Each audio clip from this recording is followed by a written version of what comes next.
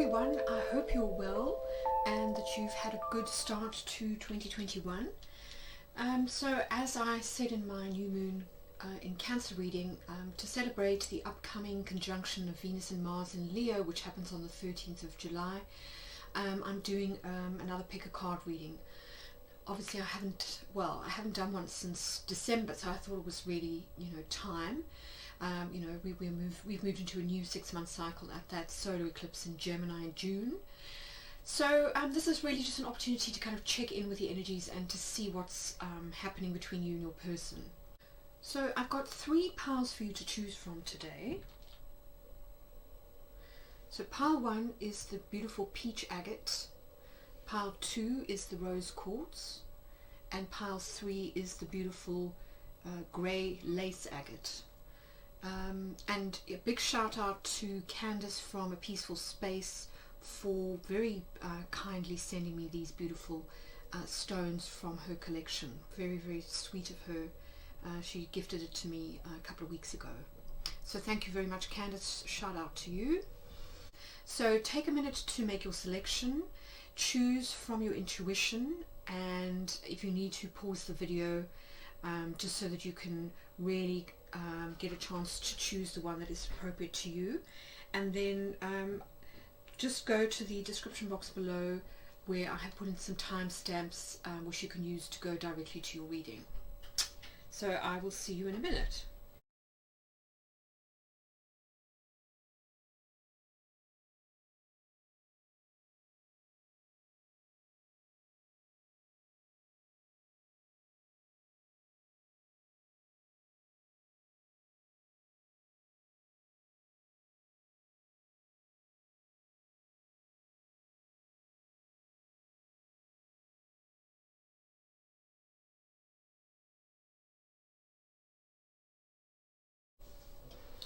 Hello pile 1, welcome to your reading. Let's get stuck in and see what wants to come through. So as I said, I have pre-selected these cards just for the sake of saving time. And essentially what I'm going to do is let's have a look. So first of all, we've got some advice from the universe has your back. So it says, I'm unapologetic about what I desire and trust that what I focus on will grow. So that's a beautiful message to start with. So that's going to give us an overall sense of the energy of your reading. And then we've got some oracle cards. So these are 2 of the elemental oracle cards, and essentially what I've done is I've picked one for each person. So you decide whether you're the person on the left or the right. Usually I do the feminine energy on the left and the masculine energy on the right. So I'm going to kind of stick to that formula. I don't know what these cards are, but essentially my question when I was picking them was, what are the missing elements or ingredients that are needed to complete the chemistry of this connection? So I'm going to put those like that, one for each person. And then I've picked 4 cards from the Oracle of Mystical Moments. So let's give 2 to each person. And finally I've got 2 cards each from the Lenormand Revolution deck. So again, that can give us perhaps a little bit more information.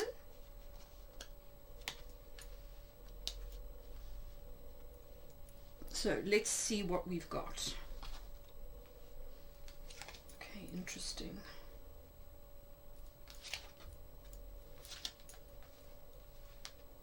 Wow. So isn't it first of all fascinating how in terms of colors we've got such a stark contrast here between the person on the right and the person on the left. That's so interesting. So we can already tell that one person perhaps is more in their feels, is feeling more passionate, perhaps knows what they want more clearly, is quite fired up. So I'm feeling this is very kind of Martian.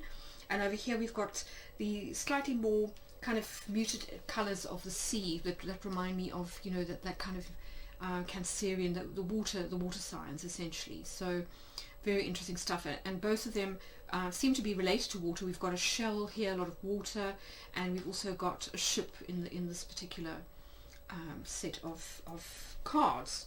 So very, very interesting. And both seem to be talking about feeling a little bit lost. Can you hear me? Sort of not feeling heard and stranded. So perhaps just feeling a little bit out of place or lost, you know.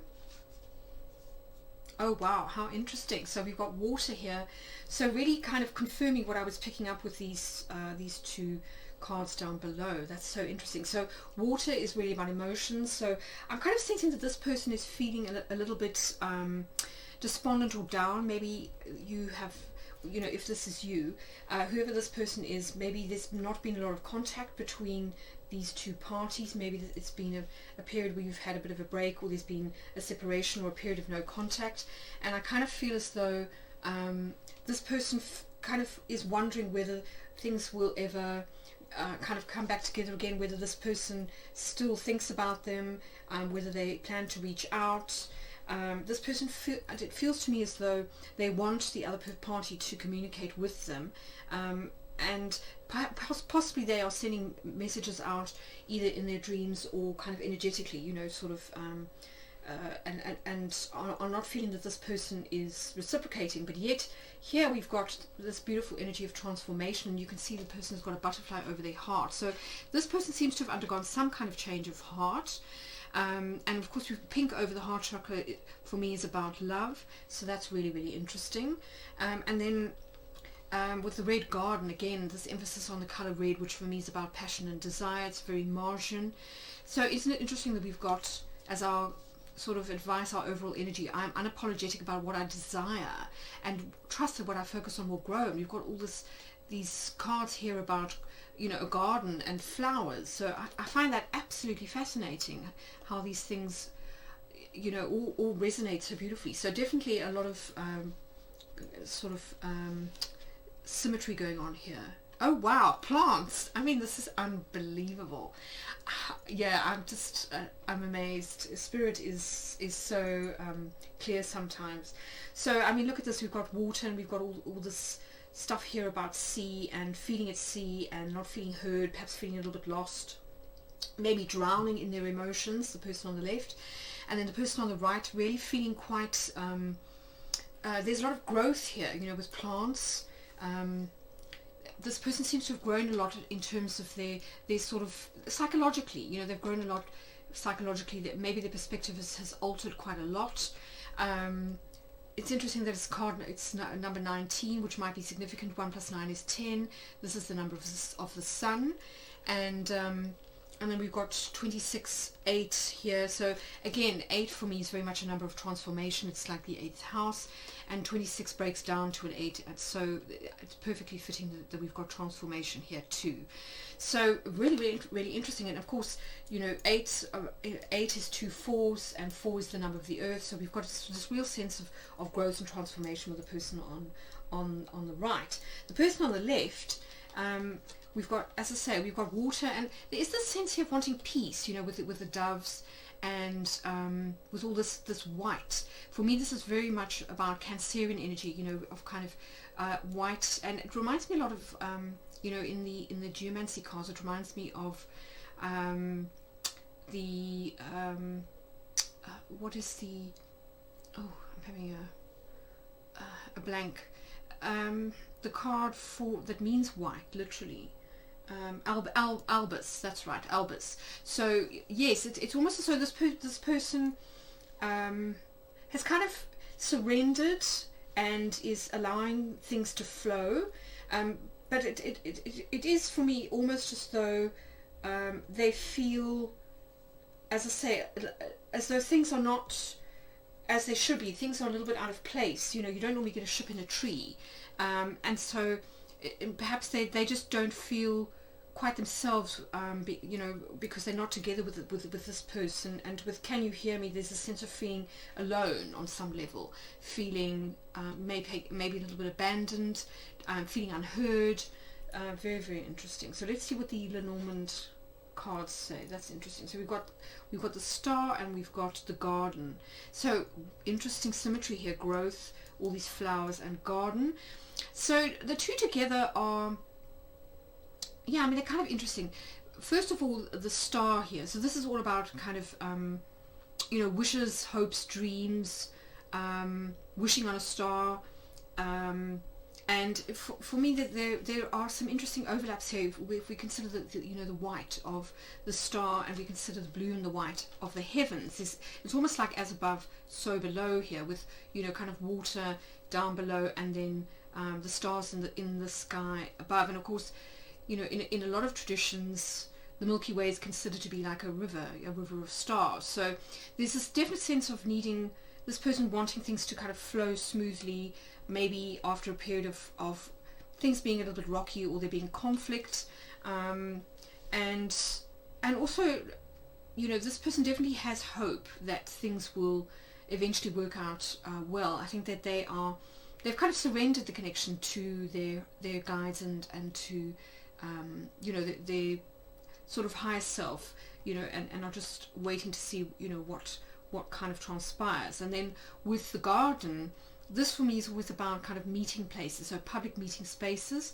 Could be social media, so it's possible that, you know, this person, because they haven't heard from the person on the right, perhaps they've been checking out this person's social media. Perhaps they've been kind of hoping for a message on social media from this person. Possibly they go to spaces where the two of you kind of used to meet up, you know, maybe in a park, or, you know, your favorite coffee shop, something like that. But there's a sense here of there's something public about this connection, or something communal that's important, and hopefully we'll get some, you know, some additional information when we get into the cards. So let's see what's going on here. Interesting. So the path, and the gentleman. How interesting. So yes, I was picking up that this was very much more masculine energy with all this red. So this is definitely a gentleman. This is somebody who is a younger gentleman. We're not talking about a mature, so we're talking here about a knight, essentially, if we're talking about tarot. So this would be a knight, and the path is always about making a choice. So this person seems to have kind of come to some kind of decision, possibly after having, as I say, having had their perspective shifted, or having grown quite a lot, and they seem to be deciding from their heart. You know, we've got this beautiful butterfly over the heart chakra, and we've also got this blooming happening here in the crown area as well. So I do feel as though this person is now ready to make a decision, maybe to come forward. Either that, or they are standing at crossroads and are trying to decide what to do for the best. Again, you know, we will clarify with the tarot cards. But very interesting about this message being, you know, I'm unapologetic about what I desire, and I trust that what I focus on will grow. This person seems to have more faith in the connection. This person seems to have lost a little bit of hope, even though it's quite clear that secretly they are wishing that this person, you know, will kind of come forward, and that things will ultimately, you know, kind of flow, and the things will kind of come back together again. So interesting stuff. All right, let's move these out of the way and see what the tarot cards have to say.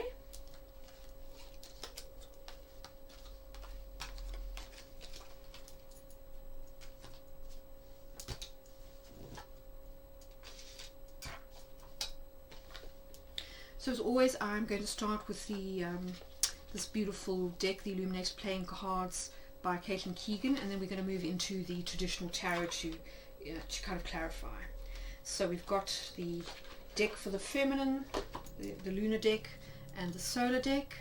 So I think let's start with the lunar deck, and we'll do the usual spread that I do for these kinds of relationship readings, just to kind of gauge timelines, you know, where the person is kind of at right now, and then we'll look at some future energies.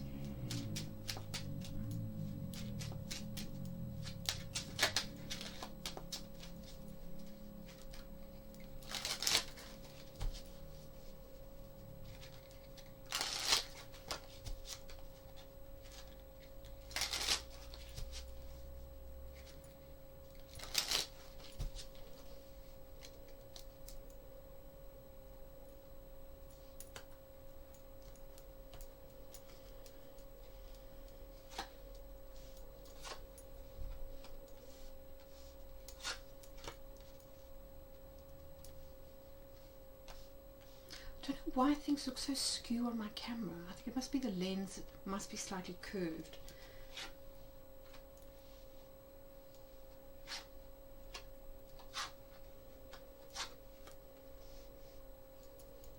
So the way that I'm going to read these is, this is the person, their kind of timeline up until now.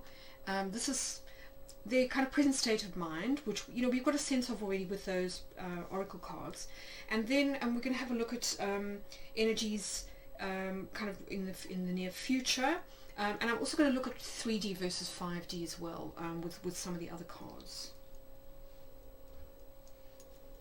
So let's do the same quickly with the solar deck. So this is going to be for the masculine energy.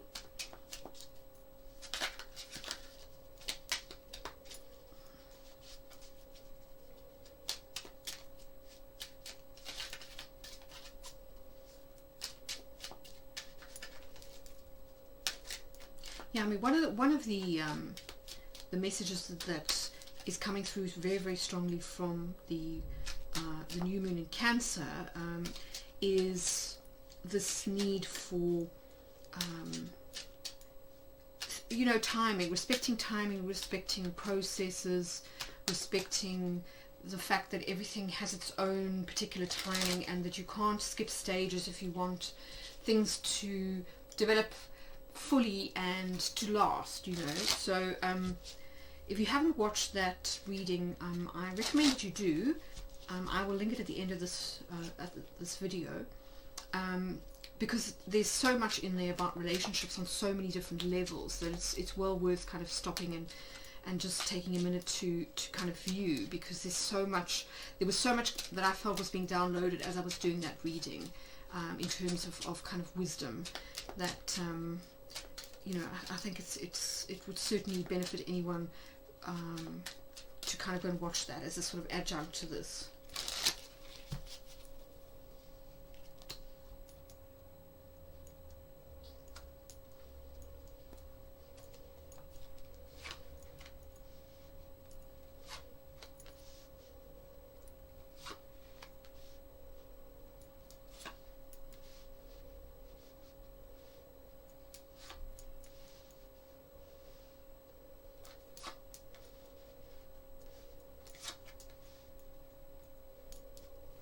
Okay, so let's see what is going on.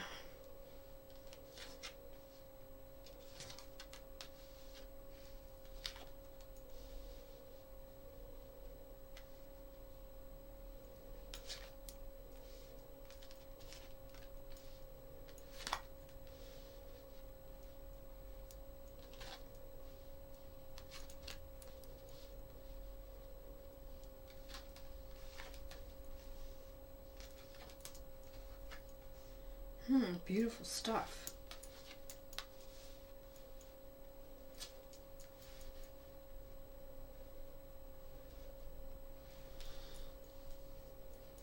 I just want to make sure that we can see these.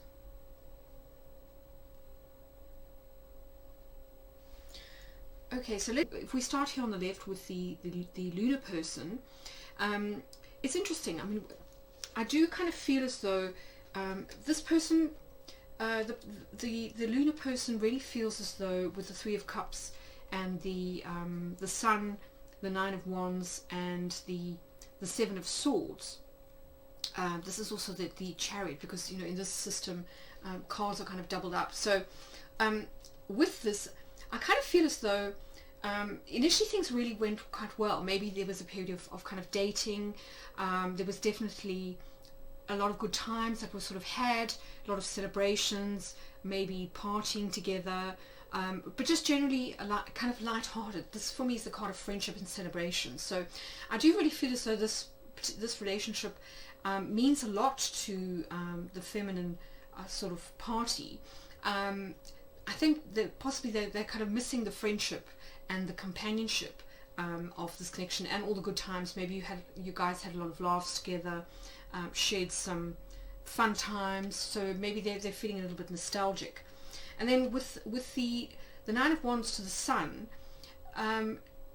I mean, for me, this is definitely a card of happiness. You know, the Sun for me is always a card of happiness, playfulness. So in a way, reiterating this lovely Three of Cups energy. But the Nine of Wands is a little bit of a wounded warrior. So I do get the sense that this person has been hurt, and it's a case of kind of once bitten, twice shy. We saw that with the Oracle cards. So it's possible that even though, you know, this person really, they feel that the person on the right makes them very happy and they've had some great times. I think that with the Chariot in reverse and the Seven of Swords in reverse, that there's a sense that things are stalled. So for whatever reason, things are not moving forward. Maybe they feel as though the party on the right wasn't entirely honest with them, because when we get the Seven of Swords, it can sometimes mean kind of dishonesty or being a little bit sneaky. But, you know, when it's reversed, very often there's this need or the, you know, a kind of a reversal. So I think they want the person on the right to be more honest with them, to kind of come forward and say, listen, I didn't tell you everything. Here's the truth. This is my situation. This is how I feel, etc., etc. But overall, I would say that they definitely feel as though the person on the right makes them very, very happy. And I think they're missing this person quite a lot. And then here, their kind of current energy, we've got the Eight of Pentacles.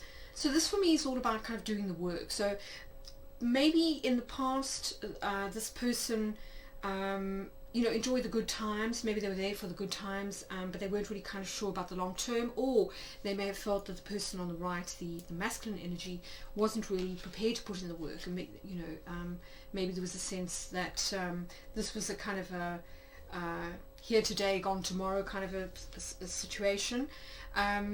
And they may not have expressed this to the person on the right, especially if we consider I'm unapologetic about what I desire. It may have been that they tried to keep things light because they didn't want to scare the other party away, so they didn't really kind of get into any discussions. But this is really what they want now. They feel prepared to put in the work, and they also want to know that the masculine energy is prepared to do so as well. Now in the 3D, you know, down sort of here, I do get the sense that they want the masculine to take action. We've got the King of Wands here, which is also the Magician. These are both cards of initiative. So I really do feel as though they would like the Chariot to reverse, so that things start to move forward, so that there's progress in this connection. And for me, I think that, you know, they are not really willing to budge. It's also possible that the two of you have had some kind of argument or difference of opinion, and that may be why, you know, with the Oracle cards, why we got very strong messages about you know, can you hear me? So feeling a little bit stranded. So I do feel as though in some way the feminine energy feels let down by the masculine energy. So maybe they didn't keep their promise, maybe they didn't make a promise, or maybe things just sort of fizzled out, or maybe the masculine energy sort of ghosted them, something like that. Because I do feel as though with the Five of Wands here, and this is the Five of Wands and the Devil, that there's a sense of, and definitely some kind of argument or conflict has taken place. This person, I think, feels a little bit of simmering resentment or anger. And at the same time, they can't let go of the connection. You know, the Devil is usually about attachments. That's why we've got all these chains here. So they don't feel that they can move on. They feel a little bit stuck, I feel. Things need to be resolved. And I think, though, that they're not prepared to make an overture or to sort of take the next step. They want the other party to make the first move. So that is why I think we've got the King of Wands here, which is, as I say, all about someone who takes action, who's a bit of a go-getter, and who kind of makes things happen. But then, interestingly, we finish off these three cards with the beautiful Ten of Cups, which is also the Wheel of Fortune. So this person, the feminine energy, definitely wants things to work out. They see a bright future with the masculine energy. This for me is the Marriage card. It's about happiness, fulfillment, success. They also would like things to change. I think that they kind of feel as though in the past, you know, things seem to be going so well, and then the situation kind of screeched to a halt. And with the Wheel of Fortune, I kind of feel like they are hoping that destiny is going to get things back on track and that things will start to move forward again in a positive direction. And then over here on the right, with the masculine energy, it's really interesting. I mean, if we look at these three cards at the top, there's a strong sense here with we've got 2 swords and we've got the 8 of cups. So I do feel as though there's been some kind of argument here. The Queen of Swords for me is Libra energy, so it's the element of air, and very often this is somebody who doesn't suffer fools gladly, who sets very strong boundaries, who kind of says what isn't acceptable, who kind of draws lines, and who won't kind of tolerate lies or deception, that kind of thing. So this could either be the masculine energy, or it could be that they've been kind of told off by, if not the feminine energy, then somebody in their life who is perhaps a maternal figure or a good friend who's kind of said, no, come on, you need to kind of get your shiz together, and you need to be more honest. Because with the Ace of Swords here, this for me is all about truth, clarity, speaking the truth, cutting through any BS, and also just being very, very clear about what it is that you want. So making decisions, making choices, and being very decisive.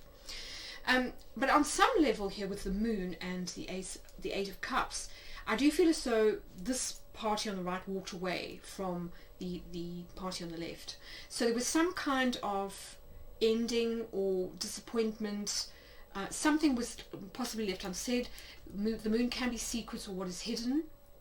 So I don't feel as though this party was entirely honest. And the thing is, with this energy at the top here, we are talking about, they know that they haven't been entirely honest, but there is a desire now to actually come forward and speak their truth and to make decisions, unapologetic decisions, in order to kind of move forward. So I do feel as though this person possibly regrets what happened in the past. They may have walked away because they either weren't ready, judging by the oracle cards, or they needed to just make up their mind. Maybe they were feeling a little bit confused. So they needed to kind of walk away, possibly sort of take a beat and really sort of do a little bit of soul searching and kind of get clear about what it is that they want and what it is that they didn't want.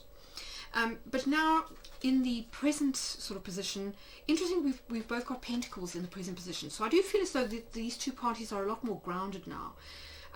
So the separation, I think, has done both parties good, even though it might not necessarily have been pleasant being apart.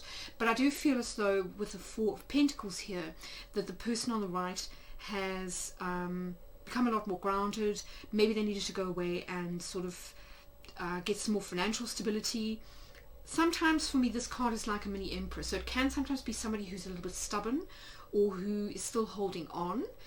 So in this sense it could echo the devil energy. It could be that both parties are holding on to each other. They don't really want to let go of the connection, that they don't feel it's finished. Or it could be that that this person feels like it's kind of my way or the highway, and that could be why we've got the Queen of Swords here as well. These are both quite uncompromising energies, so that could produce a bit of a kind of a stalemate. You can see why there might have been potentially a break, a pause, or kind of no contact. But then moving forward, it's clear that the masculine energy does want things to improve. We've got the 6 of Swords here, and you can see this is literally a person sailing away from kind of out of stormy waters into calm waters, and they can see the sun in the background. So this is all about moving forward. Moving forward, they want the situation to improve. They don't want arguments, which is a distinct possibility here with that 5 of Wands. They want things to kind of settle down, to move forward in a kind of peaceful way, and also for things to change. So if there was any reason why these two people couldn't be together, if there was any reason for this kind of stall in proceedings, I do feel as though that they want things to kind of move forward now in a positive direction. And with this is the Knight of Swords. So with the Knight of Swords here, I do feel as though the masculine is they're now kind of clearer about what it is that they want. They may have walked away or run away in the past, but now I feel as though they want to come forward and communicate. This is very much about taking action and speaking your truth, you know, to kind of reaching out and you know, messaging, or you know, something like that. And then with the Seven of Wands in reverse, this is, for me, is a good sign. It means that the masculine energy is not as defensive possibly as they were in the past. You know, it may be that they walked away in the past because they were told some uncomfortable truths. As I say, this could have been the feminine energy kind of giving the masculine a bit of a flea in the ear. And I do feel as though they've had a change of heart. Perhaps they are now being more honest with themselves, and they are ready to drop any walls they may have put around their heart, or any sort of defensiveness that kind of kept love out. So not being ashamed necessarily of how they feel, and that could be why we've got this card about being unapologetic about what I desire. So interesting stuff. So I think now let's pull some clarification cards. So I'm going to use the traditional Rider-Waite deck to do that. So let's first of all clarify what this Chariot and Seven of Wands, Seven of Swords in reverse is all about.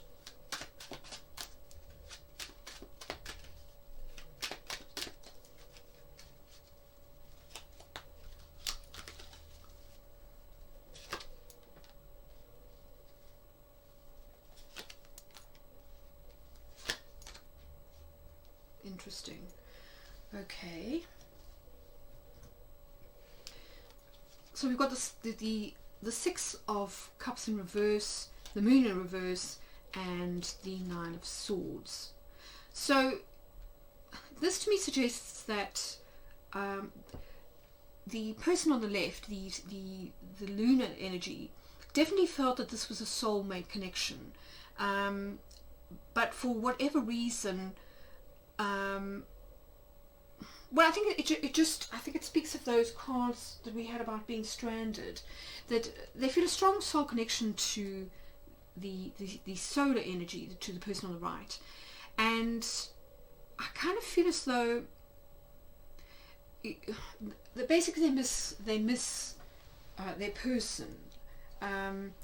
They want more honesty in the connection. I think any kind of dishonesty that there may have been as a result of this Moon and the Seven of Swords it made them very, very anxious. It made it difficult for them to trust, and so they may have had a couple of sleepless nights about the whole thing. Maybe they did kind of put their foot down or draw a line, and sort of put up some boundaries, and then afterwards, when the masculine energy walked away, they may have had second thoughts and kind of went into that, oh, did I do the right thing? Why did I push the person away? Maybe I should have been more understanding. You know, all that kind of bargaining kind of energy that we do when we kind of do the right thing and then feel as though it's sort of pushed us away from people that we care about. So I do feel as though this is about feeling quite triggered, feeling abandoned, worried that the connection is not going to kind of come back together again, even though they know on some level that this is a kind of a soulmate connection. And yes, but the Moon in reverse, they do. It's imperative that the other party is more honest, I feel, so that this person can learn to trust again, because I do feel as though trust has been a bit of an issue. Trust has been broken on some level. So yes, that may be why there has been an argument, and why this, you know, the lunar person feels that work needs to be done, essentially. So let's find out now about this Eight of Cups here.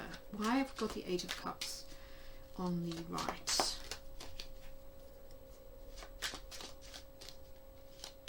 Please clarify the Eight of Cups.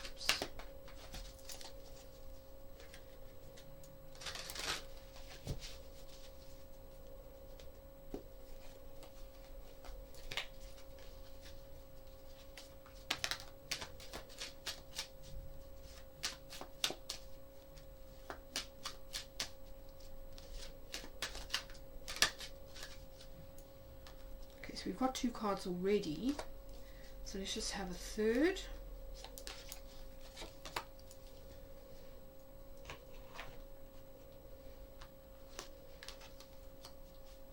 interesting. Okay, so it looks to me as though the masculine knew that that the feminine wanted them to make more of a solid commitment, an emotional commitment. Maybe they didn't say the L word, maybe they just kind of stopped short of kind of making things exclusive. But I do feel with the Knight of Pentacles here that the problem was that they hesitated and that they took too long in kind of coming forward with an offer, because you can see the Knight here has got a pentacle in his hand that he wants to offer, and here is the pentacle. So I do really feel as though they were slow in coming forward with any kind of commitment, and they knew, because this is the Queen of Cups is very intuitive, they knew that this is what the feminine wanted, but they didn't feel able to do it, and it could have been because of low self-esteem. You know, the Knight of Pentacles is very often very unsure of himself. He can be a little bit sort of awkward or hesitant, or just not really feel confident about coming forward. You know, if you compare him to the Knight of Wands, for example, very, very different energy. So it could have been because of low self-esteem that this person kind of came forward, but for whatever reason it took too long, and possibly they were told, well, you know, sorry, but you know, I can't wait forever, sort of thing. And that may be why we've got the Queen of Swords here with the Queen of Cups. So that's kind of gives us a little bit of information. And it may be with this Four of Pentacles here that they didn't really feel, maybe in the past, that they were stable enough to kind of really make an offer, a sort of a solid offer. So it could be that, as I say, they needed to go away and look and work on their money, and that's why we've got all that that information about growth, you know, in the oracle cards. It may be that they needed to kind of go away and grow their financial situation so that they were feeling a little bit more stable and able to kind of offer something. And it's interesting too, if we look at the cards, that we've got that path here, which really echoes the Ace of Wands. So really needing to make a decision to kind of decide, you know, do I want to be with this person or not? Am I going to commit to them? Am I not? What's going to happen? You know. So that's very, very interesting stuff. So let's just put those over there like that. So yes, I do really feel as though this was a commitment issue. This was somebody who, for whatever reason, was not able to kind of say strongly what they felt. They didn't have the confidence to speak those words or to kind of make any kind of promises. But now with these two beautiful cards of growth and passion and desire, and I mean, look at this heart expansion. This for me is so much about kind of heart expansion. So I really do feel as though this person has grown enormously. The masculine energy has grown enormously, and they really know what they want now, and the heart wall that they had has actually gone. You can see, as I say, this beautiful expansion of the butterfly, which is the symbol of transformation. It's expanded the heart sort of center, and any kind of heart walls that were there that were blocking you know, the flow of feeling have now gone. So how interesting is that? And you can see too on the with these oracle cards here on the with the person on the left, that we do have the sense here of feeling a little bit kind of down. I think the Nine of Swords really reflects this energy quite nicely, as does the Devil. You know, not feeling unheard, feeling a little bit lost, and just really kind of wanting to be heard, wanting the other person to kind of maybe ask them how they feel. But then with growth here, definitely this person has grown a lot since, you know, during the separation period, and I do feel as though it was probably needed. And then with water here, interesting overlaps between water and the Ten of Cups and the Wheel of Fortune. So I do really feel as though the person on the left wants things to flow, to kind of move forward in a positive way, and for things to improve. So let's get some advice now, and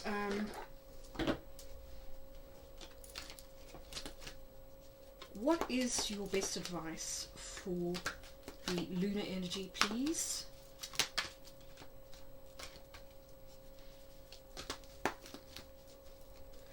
So for this I'm using the Wisdom of the Oracle by Colette Baron Reed.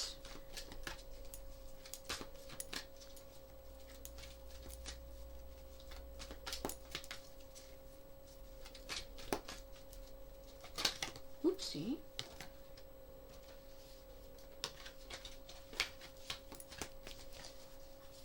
My hands are so small, I find it so difficult to shuffle all these cards.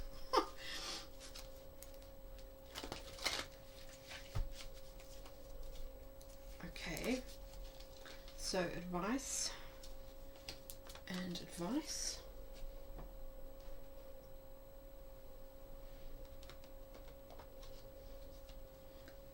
Interesting. So message in a bottle, which is all about communication. So I do really feel as though the feminine energy is waiting for communication for the masculine energy, which, you know, we saw with that King of Wands, you know, sort of earlier. So interesting stuff. So I do feel as though a message is coming in. The things are going to kind of move forward. If they have stalled in recent months, I do feel as though the wheel is about to turn in a positive direction. Communication is kind of coming in with this, you know, with the Knight of Swords. This is all about, you know, kind of coming forward with communication, as is the Ace of Swords. So definitely I feel as though the feminine energy is going to hear from the masculine energy, you know, in the near future. Let's have a look at this at the other side. Interesting. So a leg up. This is all about support. So feeling safe enough, I feel, to express feelings. And I think, you know, these two cards gel quite nicely with each other. There's a strong sense that the masculine energy didn't have the confidence in the past to express their feelings. Maybe they felt a bit stupid, kind of saying how they felt in case the other person didn't feel the same way. Maybe it wasn't sort of the dumb thing amongst their particular friendship group. It could also just be that, you know, due to whatever experiences they've had in the past, that they haven't had a lot of emotional support from people, and so they don't like to be vulnerable. It makes them feel a little bit unsafe to kind of open up in case they get hurt, you know, which I think we see here with the Seven of Wands in reverse. That, you know, in the past they may have been too reluctant to kind of open up, and this is what delayed the situation.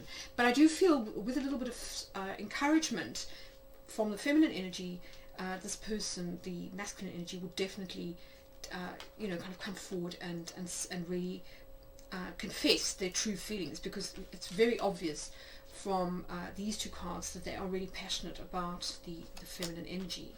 So that's really, really interesting stuff. Now I think let's pull some name tiles.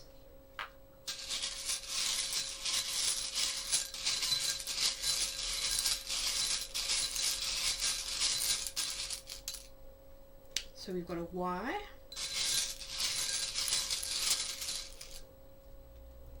we've got a T,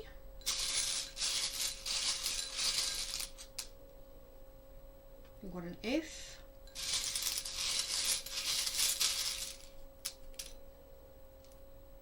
a V,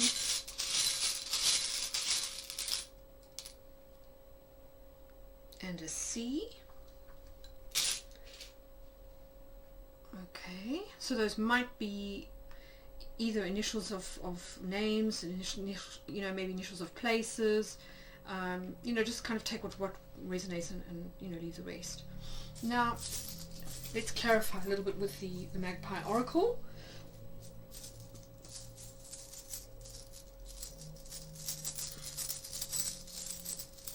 So I think, yeah, what we kind of like to know is, why is this person feeling so despondent?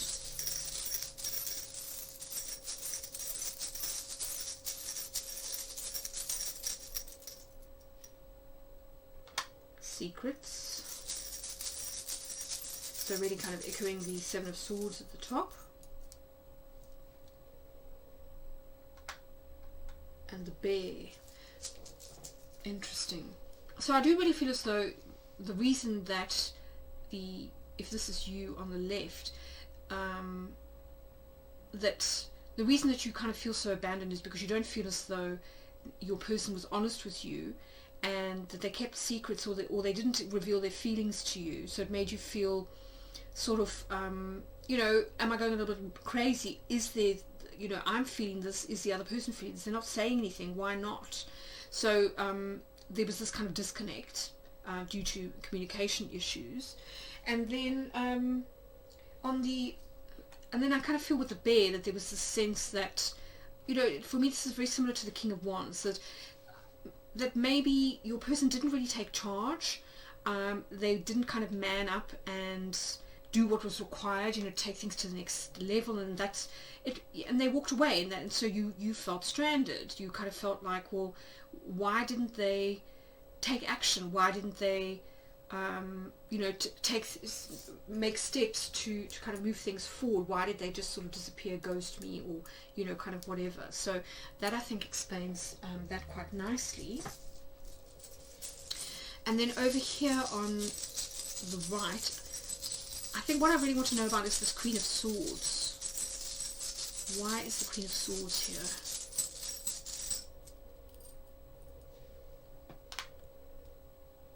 So we've got the Star, and we've got the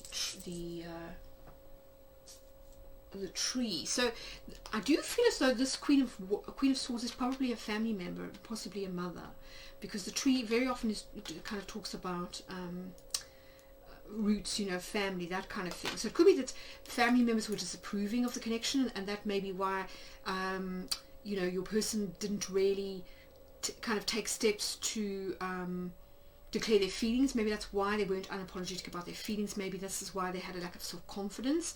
But equally, it could be because they...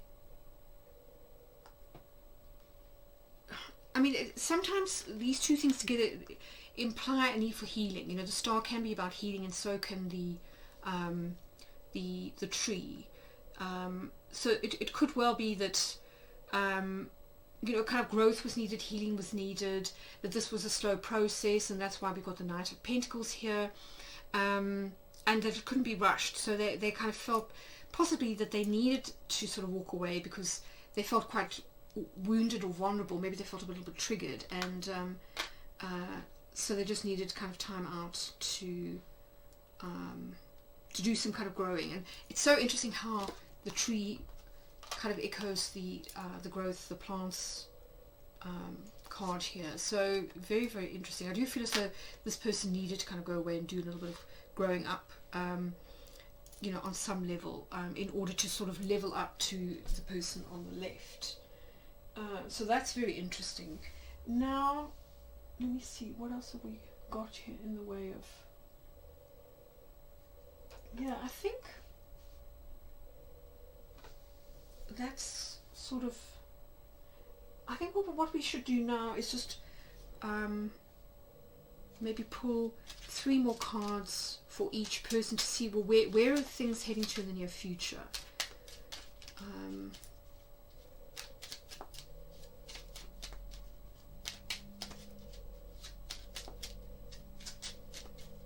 Where are things heading to in the near future? And then we'll do the same with the masculine energy.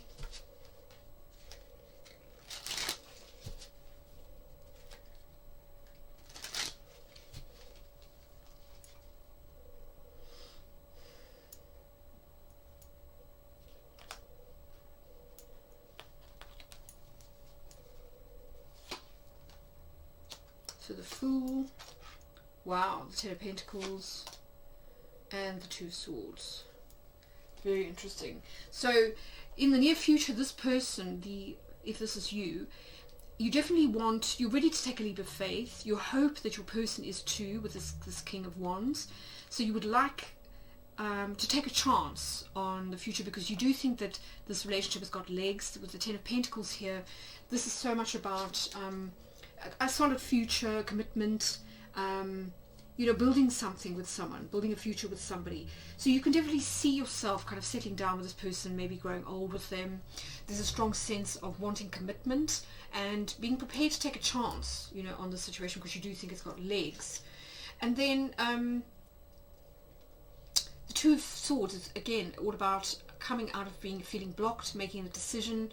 So I think that you kind of feel that all that is required is for the masculine energy to make a decision to so kind of come out of being blocked, which is what it looks like is happening anyway here with that 7 of Wands in reverse and the Ace of Swords. So make a decision about a commitment, and take a leap of faith. So yes, I think that fits quite nicely. That's quite clear. And now let's see where the masculine energy would like things to go.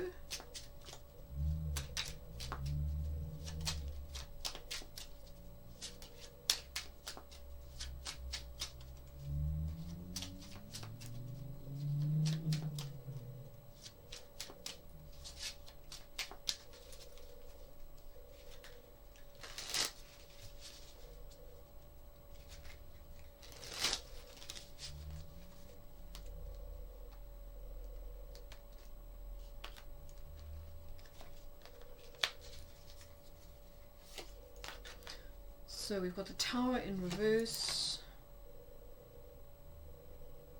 the 9 of Swords, and the Queen of Cups, which is also the Empress. So interesting again how the Empress, who is that beautiful kind of image of Mother Nature, of fecundity, of abundance, of growth, is kind of turning up here again. So really echoing growth and these these beautiful kind of flowers and the garden that we've got here, which is also kind of flourishing and sort of abundant and mature. So I kind of feel as though with the 6 of Wands in reverse and the this is the 6 of Wands and the Tower to the 9 of Swords, that what we're kind of talking about here is somebody who wants to swallow their pride, who is worried that they're going to lose the other person if they don't act soon.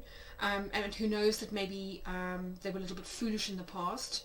They might feel a little bit silly as well for having kind of run away, and who really kind of wants things to develop naturally and for things to grow.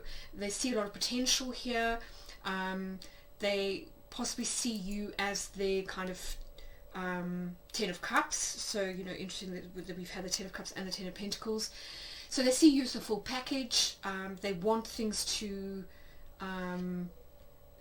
sort of develop into something more, and they know they've got to kind of pluck up the courage. They've got to get past this Knight of Pentacles energy, swallow their pride, and kind of make a move. But at the moment, it looks as though they're still deliberating a little bit with the 9 of Swords. They've got to get over some internal anxiety before they can kind of move forward here with the Empress. Because the Empress for me is very much about kind of realizing this beautiful union, this passion that they want to kind of declare, so before things can come to fruition, if you like, they need to just keep working on themselves for a little bit more. So that's kind of interesting. And now what I'll do to finish off is I'm going to get some timing. So I'm going to throw the dice. The first dice that I throw is going to be for kind of months, and then the second one will be for the month rather, and then the second one will be the sort of the date. So let's see.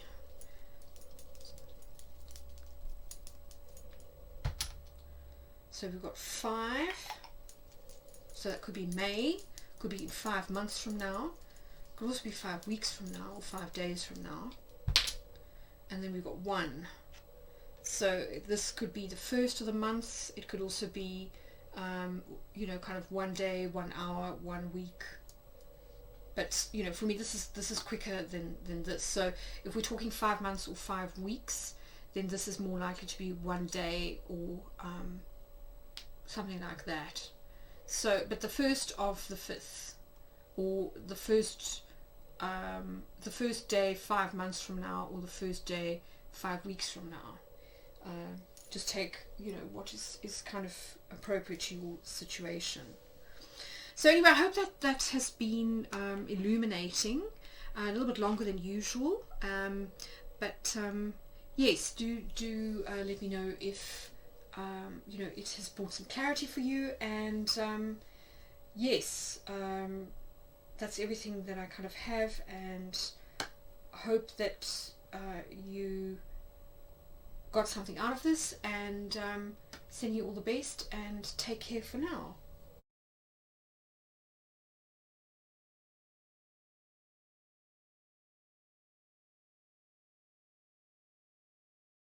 Hey Pal 3, welcome to reading. So here are your oracle cards. We're going to start with those. I pre-selected them just to save some time. These are going to give me a sense of your energies versus your person's, just to kind of see where you are, where you're kind of at, and help you to make a decision about which pile you're going to be. Then we're going to move into the tarot, and we'll get some guidance as well as some clarification from the Magpie Oracle. We'll also pull some tiles, some name tiles. So lots to look forward to in this reading, but let's get started. So first up is the kind of overall energy of your reading. So it says, through prayer and meditation, I create a ripple effect of peace in the world. So it's possible that you and your person have had some kind of disagreement. Maybe you've been in a kind of a place of worry or anxiety about the connection. Maybe you are concerned for the safety or just the well-being of the other person, particularly if you are in no contact or something like that.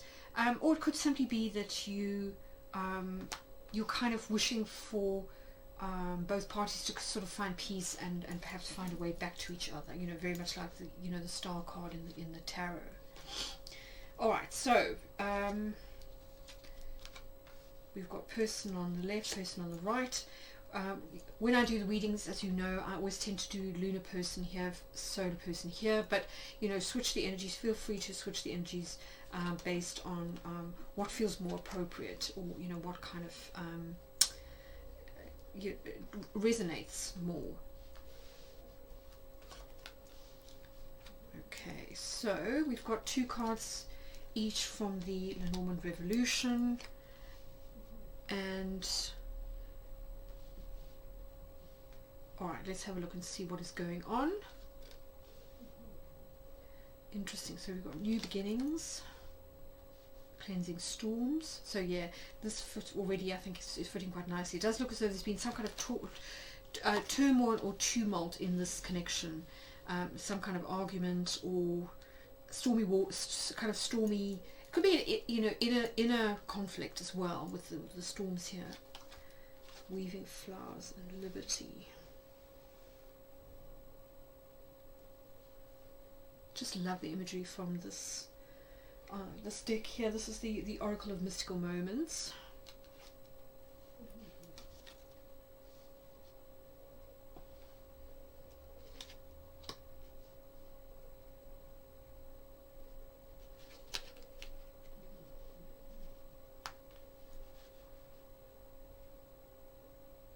Okay, interesting.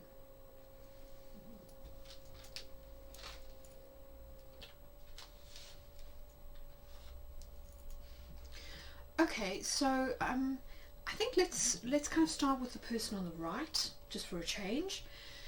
So if you're the person on the right, I kind of feel as though you've been through some difficult times recently, especially with this Storms card here. It's a number 23, which breaks down to a 5, which is usually the number of kind of change and conflict.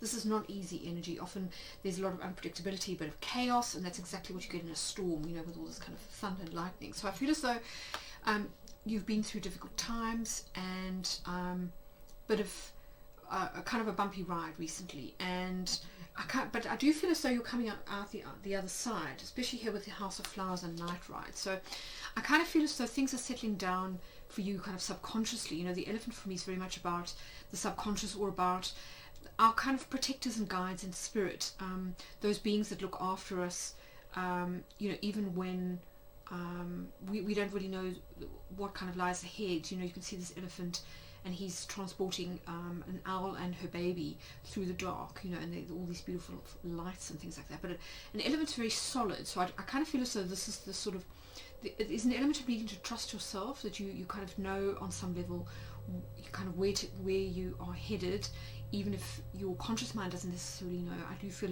that at some level your soul knows, or your intuition is kind of guiding you, and that you're also being assisted by, possibly by your guides and your higher self, you know, in the spiritual dimensions. So there is support, and I kind of feel though with this prayer card, this prayer meditation card, that if you are feeling a little bit lost or lonely or unsure, then, you know, reach out to your spirit guides, you know, say a prayer to whoever you feel you comfortable appealing to, and you will receive reassurance and guidance. But here with your House of Flowers, this is all about zest for life. You know, you can see this house, which you can see almost like the body, you know, your kind of temple, and it's absolutely bursting with flowers. So I really feel as though there's been some kind of renewal here. You've kind of got back your zest for life. You're absolutely bursting from the inside out with this beauty that just wants to kind of explode, which I think is absolutely beautiful. And it's also very in keeping with this, you know, the idea of the upcoming Venus-Mars conjunction in Leo, which is all about kind of really wanting to express the beauty and the creativity that you have inside you, you know, in a similar way to the Empress in the Tarot.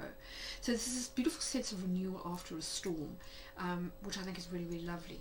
And then with the two Lenormand cards, the birds and the letter, both of them are about communication on some level. So the birds can be about, you know, conversations with other people. It can also be people talking about you. So maybe you have generated a bit of gossip amongst your friends recently, or maybe you feel as though you know, other parties are maybe having discussions, getting advice, or maybe you're getting advice about this particular connection from some other people.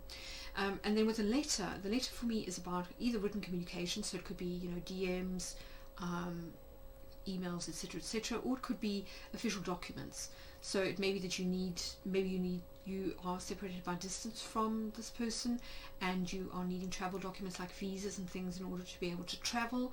So it could be that there's a lot of backwards and forwards communication with bureaucracies, or, you know, your local passport office, that kind of thing, in order to sort of get things moving. But I do feel as though there's been some kind of renewal here that is leading to a fresh start. But we will clarify with the tarot cards shortly. And then on the left here, this for me is echoing this idea of a new beginning. We've got East here, which is the number 3. So this is the number of Jupiter. It's the number of expression. The East is all about that enthusiasm of a fresh start, you know, the sun rising, you know, a kind of a reset, if you like, a cycle reset.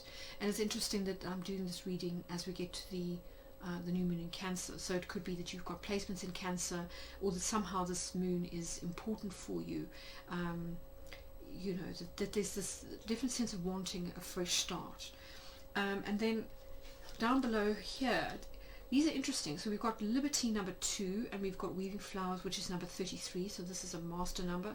3 plus 3 does break down to a 6 though. So it could be that on some level you that there's an element of fate at work here. You know, we've got a lot of stars attached to this woman's hair and the moon. So there's this sense of kind of tuning into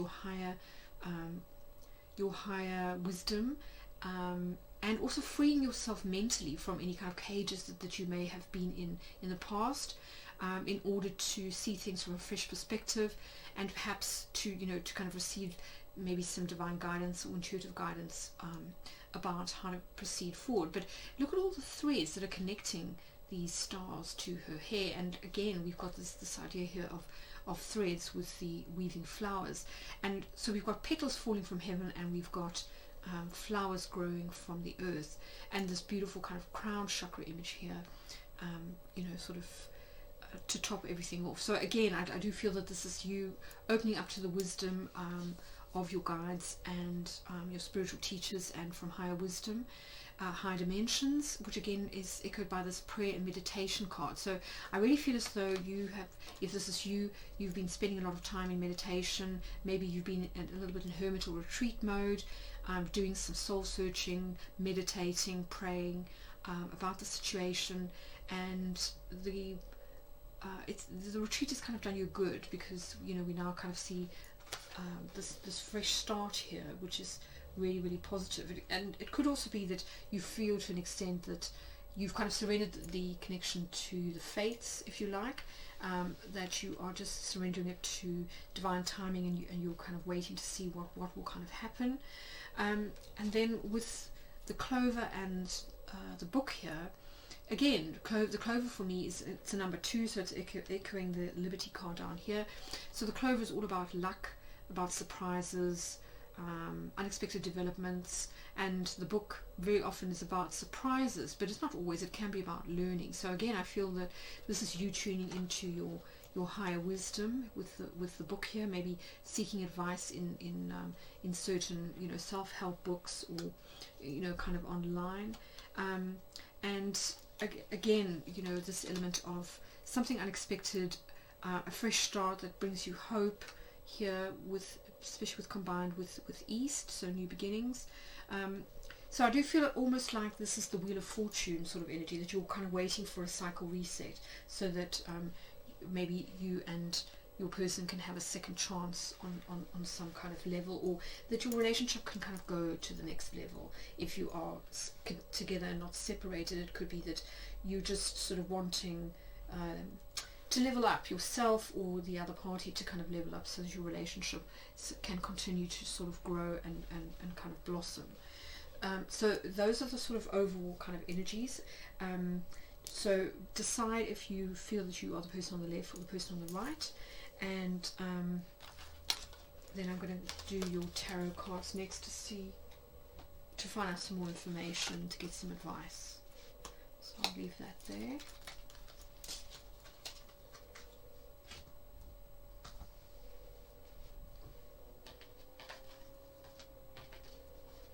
Alright, so as always I'm going to start with the Illuminated playing cards by Keegan, and I'm going to use the Lunar deck for the person on the left and the Solar deck for the person on the right.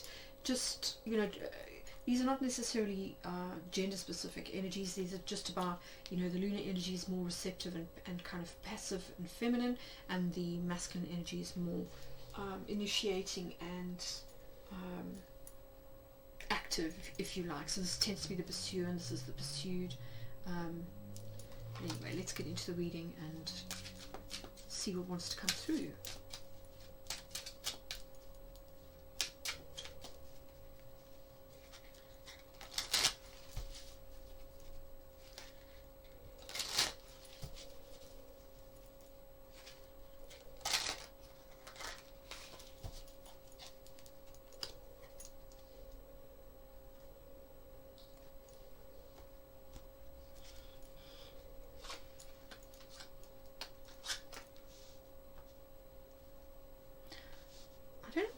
But for some reason my camera seems to be sort of, I don't know, a little bit skew. Very strange.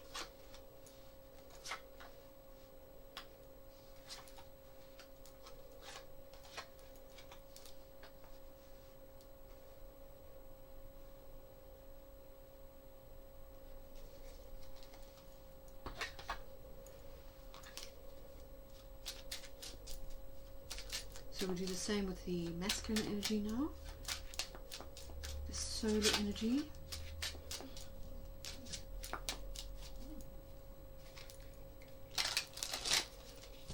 I do think it's so interesting that we're about to have a Venus-Mars conjunction in Leo, so it's almost like the more kind of romantic archetypes of the divine masculine and feminine coming together, which really resonates so nicely with the new moon in Cancer, which is all about sacred union. So if you haven't watched my forecast for that new moon in Cancer, do go and check it out. It is a 2-week forecast, and it does also include a new section on upcoming transits between now and the full moon.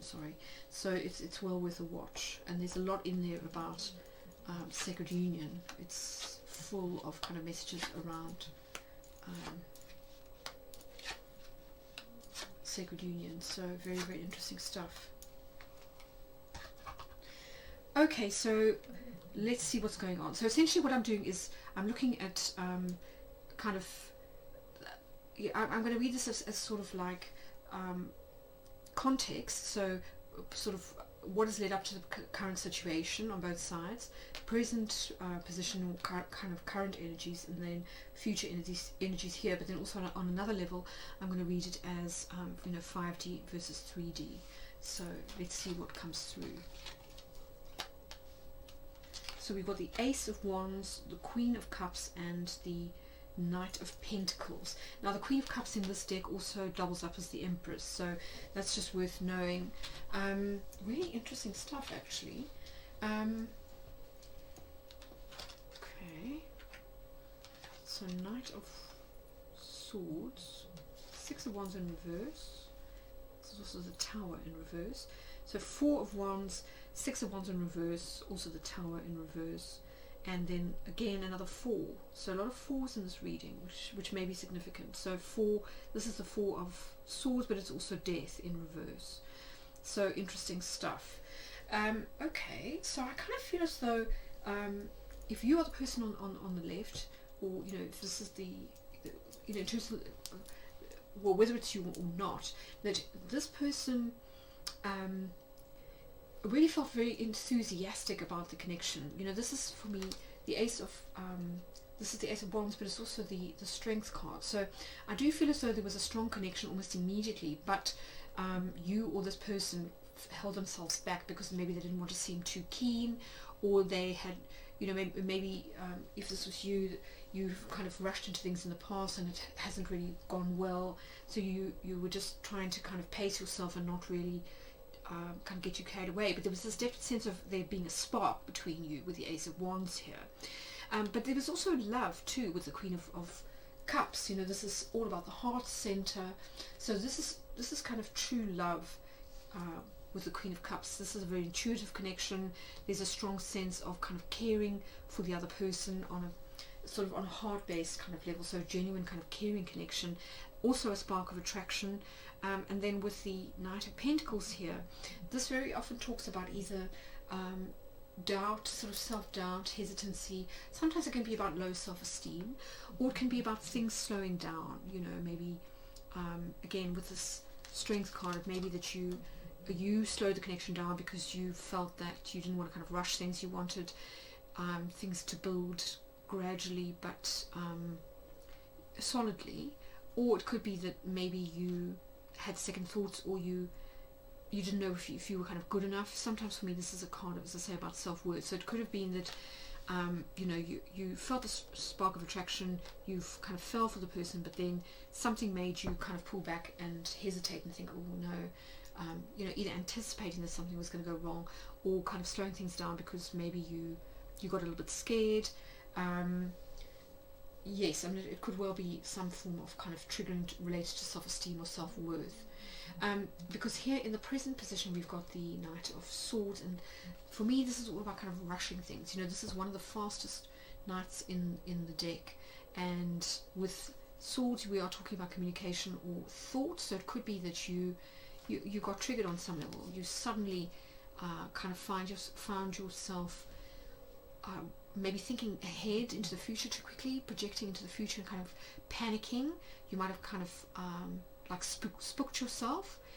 Or it could be that you maybe said something out of turn. Maybe you got triggered and you said something out of turn, and maybe there's an element here of a little bit of self-sabotage, because yes, I mean in the 3D it's again, there's the sense of you definitely wanted this to go somewhere. The Four of Wands is all about coming together with others. It's like the pre-marriage card, if you like. So it's about stable passion. So that Ace of Wands being balanced on either side. So a mutual attraction, but equally, this blossoming into something more than just attraction. And the Four of Wands is also about kind of celebrating the harvest. So it's very often about something having blossomed into something fruitful. So that's definitely what you wanted.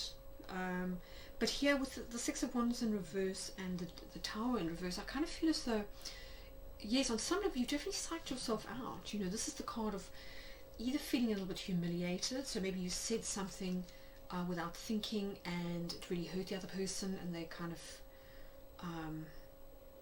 were like, you know, what the hell, and sort of left. Or maybe you got triggered and you know, and sort of did a bit of self-sabotage. That's what I'm really feeling, is self-sabotage as a result of like hurt pride, or some kind of knee-jerk reaction where you didn't really sort of think maybe about what you were saying, or you know, maybe as I say, because you got triggered, and it led to this kind of standstill situation. You know, the Four of Swords for me is all about maybe feeling a little bit isolated, possibly feeling that you've now kind of shot yourself in the foot. You know, maybe you and the other person are now in no contact, or you're not talking briefly, because but there's also an element here of some kind of transformation that hasn't really kind of happened. There's been arrested development, so it's like something needed to shift, but it hasn't for whatever reason. Something is kind of in suspended animation. We will get more. We'll get some clarity with the tarot cards and with the trinkets. And this may be why you're kind of spending a lot of time in meditation and prayer. You know, the Four of Swords can also talk about this, kind of going into retreat, because maybe you've realized that something within you has been kind of triggered, and you're sabotaging a perfectly good connection for reasons that have more to do with unconscious fear than anything else. And so maybe you've had to kind of withdraw a little bit in order to sort yourself out, to kind of get your head straight, you know, so in order to sort of rebalance, maybe regain balance, you know, after some kind of blow up. You know, we did see the storm, didn't we? In the previous pile, there was this sense of a storm. So I do feel as though, you know, there's been some kind of blow up due to something that was said in haste, or, you know, as a result of being triggered, and it's kind of led to turbulence in the connection.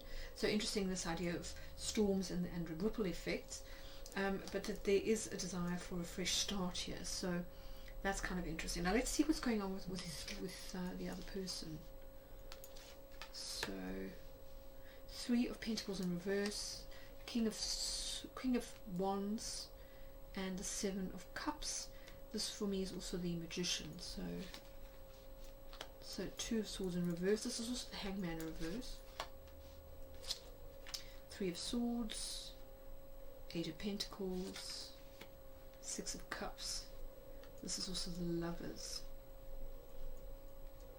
So very interesting. Okay, so for the person on the right, the soul and the masculine energy, I kind of feel as though they did want to work on the connection, but they were ready to sort of take action to kind of make things happen, but then they got confused, and maybe because the person on the left, the other party, didn't appear to want to work on the connection, and this may have something to do with whatever this sabotage was. So things, you know, had enormous potential here, I feel, and both parties could see it. There was definitely a lot of attraction here with this Wands energy, but for whatever reason, the person on the left seems to, the feminine energy seems to have indicated that they weren't willing to work on the connection, or somehow felt that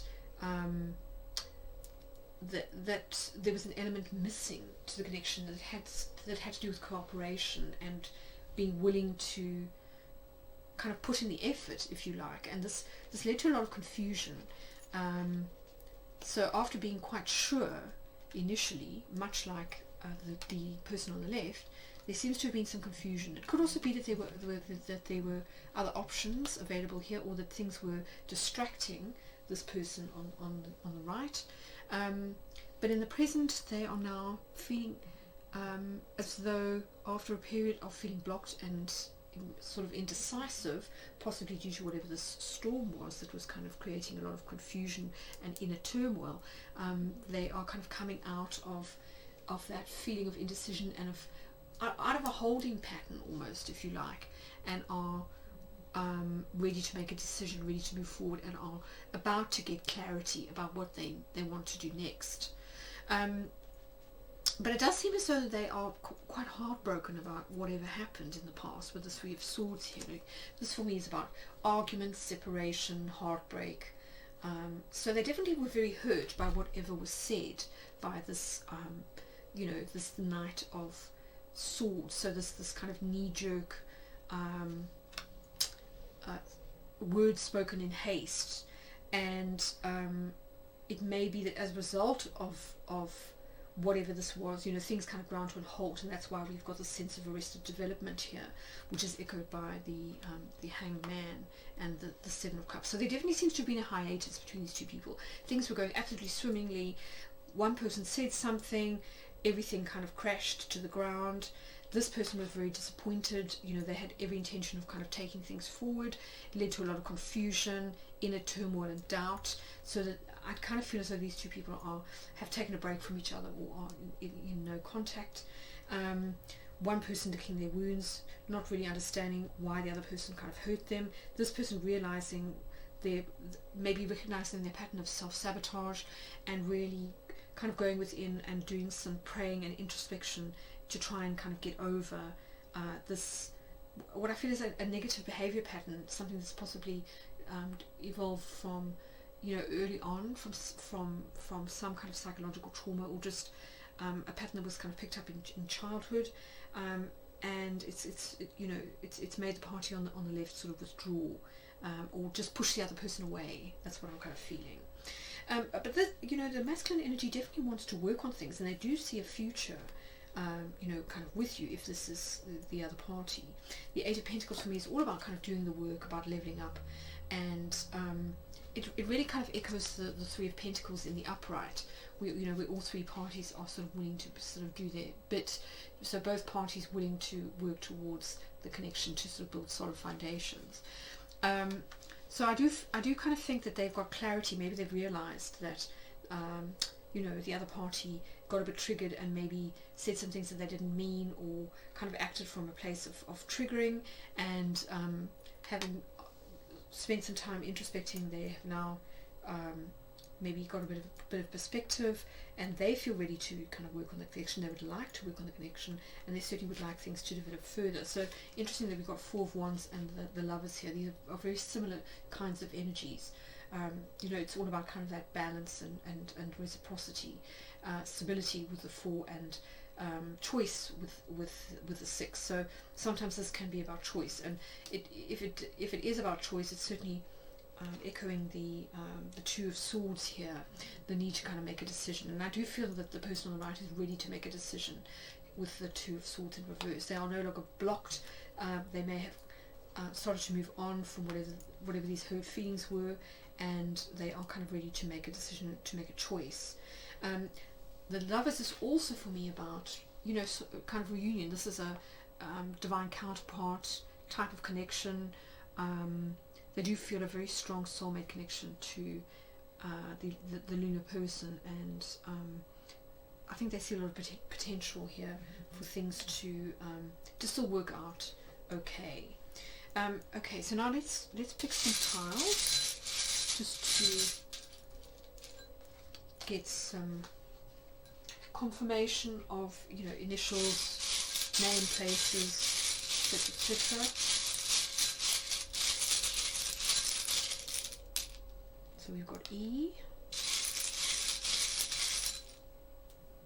Oh, another E. Interesting. I wonder if E.E. Cummings is kind of something special between the two of you.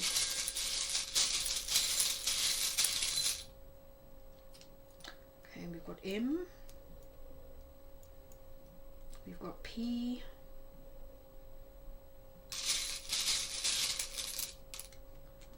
And we've got S. So those may be relevant. Just kind of take what resonates and leave the rest, because this is of course general reading, so not all the initials may apply. Okay, so now what I would like to do is clarify some of these things with the Magpie Oracle. So let's find out a little bit more about this Knight of Swords. What this is, and the Tower in reverse.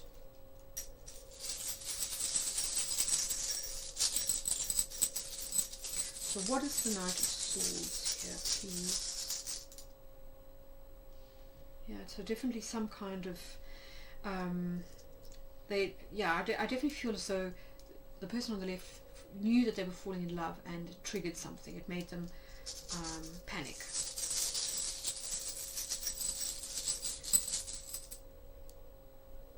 Yeah, because they feel a lot of happiness. So interesting. This person, on the right, made them feel very happy, and for some reason that was very triggering, and that can be true. Sometimes be careful what you wish for, because it can trigger you, and you might push the person away. It's really interesting, but very human. So what is the what do we want to know? What is the Six of Wands in reverse, please? Yeah, so needing to kind of grow up on some level, also I feel there was a lack of groundedness as well. The Tower can sometimes be about a structure that is no longer fit for purpose and needs to come down. So this would have been a belief or a protective behavioral pattern that needed to kind of crash and burn, so that the lunar person could grow and kind of move past this behavior, because it's kind of keeping other people at bay, is what I feel. Keeping people at a distance, like don't come any closer.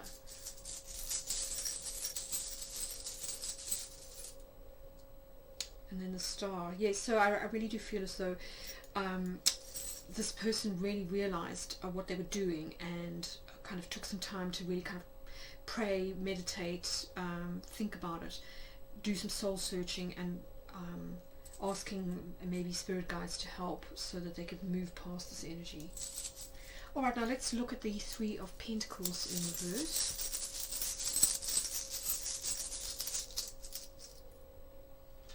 Interesting. So this is the children. So I mean, it could be that you guys had a discussion about having children, and maybe the lunar person doesn't want to have children for whatever reason, and this proved to be quite triggering. Maybe you had kind of differences of opinion, maybe you had an argument, because you've always been quite set about that, or maybe you have children. If you're the person on the right, maybe you've got children with a previous partner, and maybe this person didn't know, and when they found out, it sort of was a bit of a deal breaker, or it was a bit of a shock.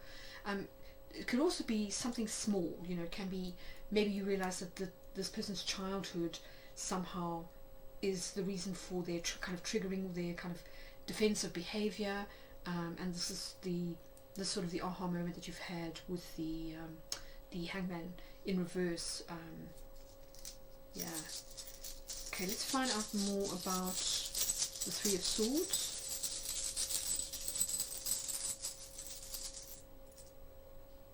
Yeah, so wanting to move forward, definitely wanting to kind of move forward, and perhaps feeling a little bit wounded that for whatever reason this person kind of called a halt to things. Maybe they just sort of said, I can't take this, and sort of like ran away.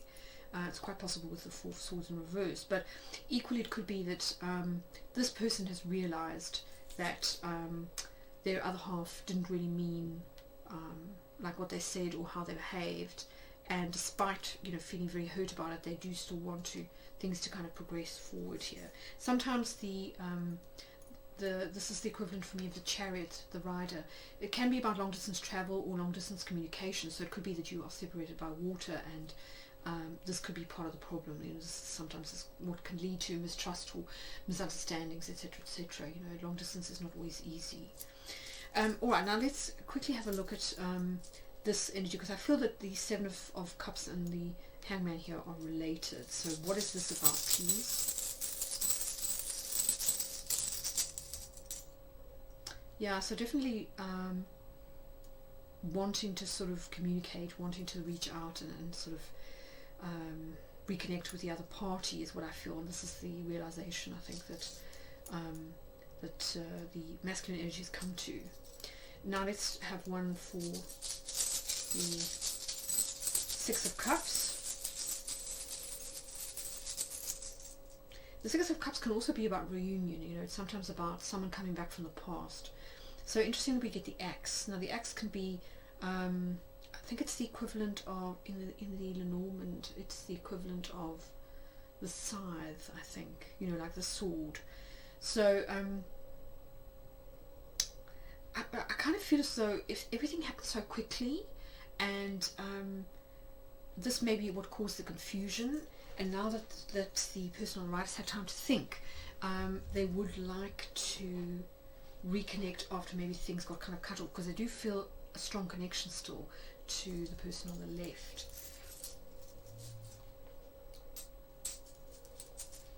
Okay, but let's turn to the tarot now. So what information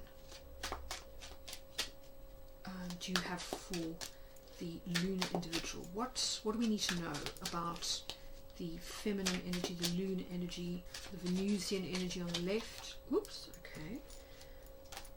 So those kind of want to come out.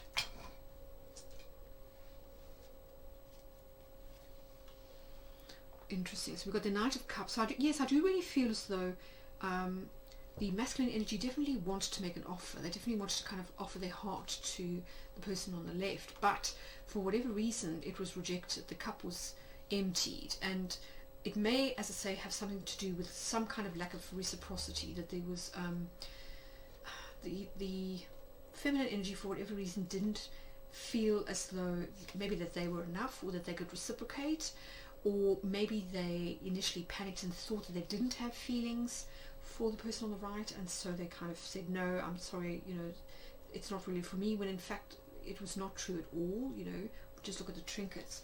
So there was some kind of self-esteem issue here that made this person basically put up their hand and call the connection to a halt. So for me, this is about something that never got off the ground, you know, a relationship that never quite got off the ground. So maybe it was in the sort of very early stages, and then things didn't really kind of go anywhere. Because with the Chariot in reverse, there's a definite sense here of progress being halted. So echoing this energy that we've got on here, this arrested development, and that it had something to do with reciprocity, you know, with not being able to return feelings, or somehow not feeling enough. You know, we've got to balance the scales here, and there's this sense of, you know, if you think about the six of pentacles, it's equal give and take. So for whatever reason, this person may not have felt enough for the other party, and that may have been the reason why we had this kind of hiatus, this premature sort of ending, if you like.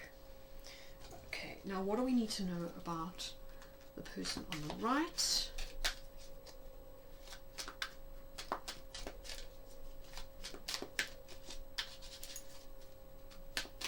Oops. Okay, so I'm just going to take one from the top.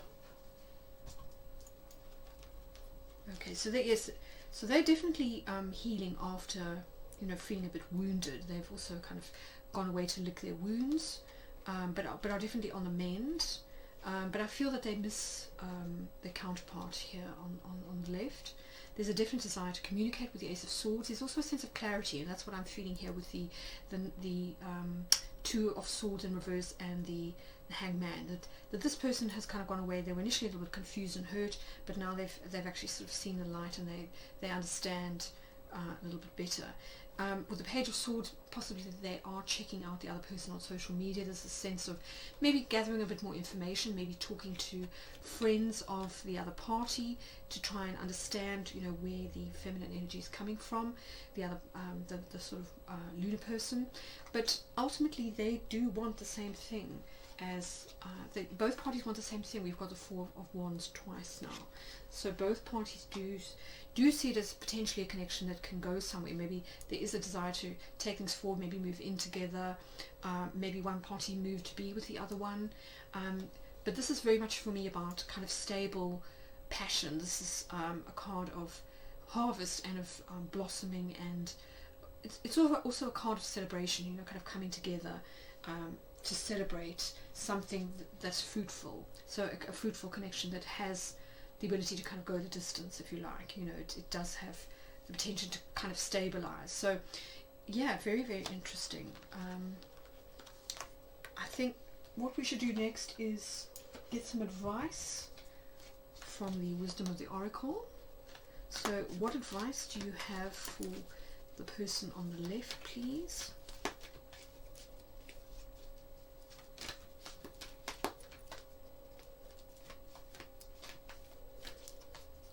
what advice do you have for the lunar individual?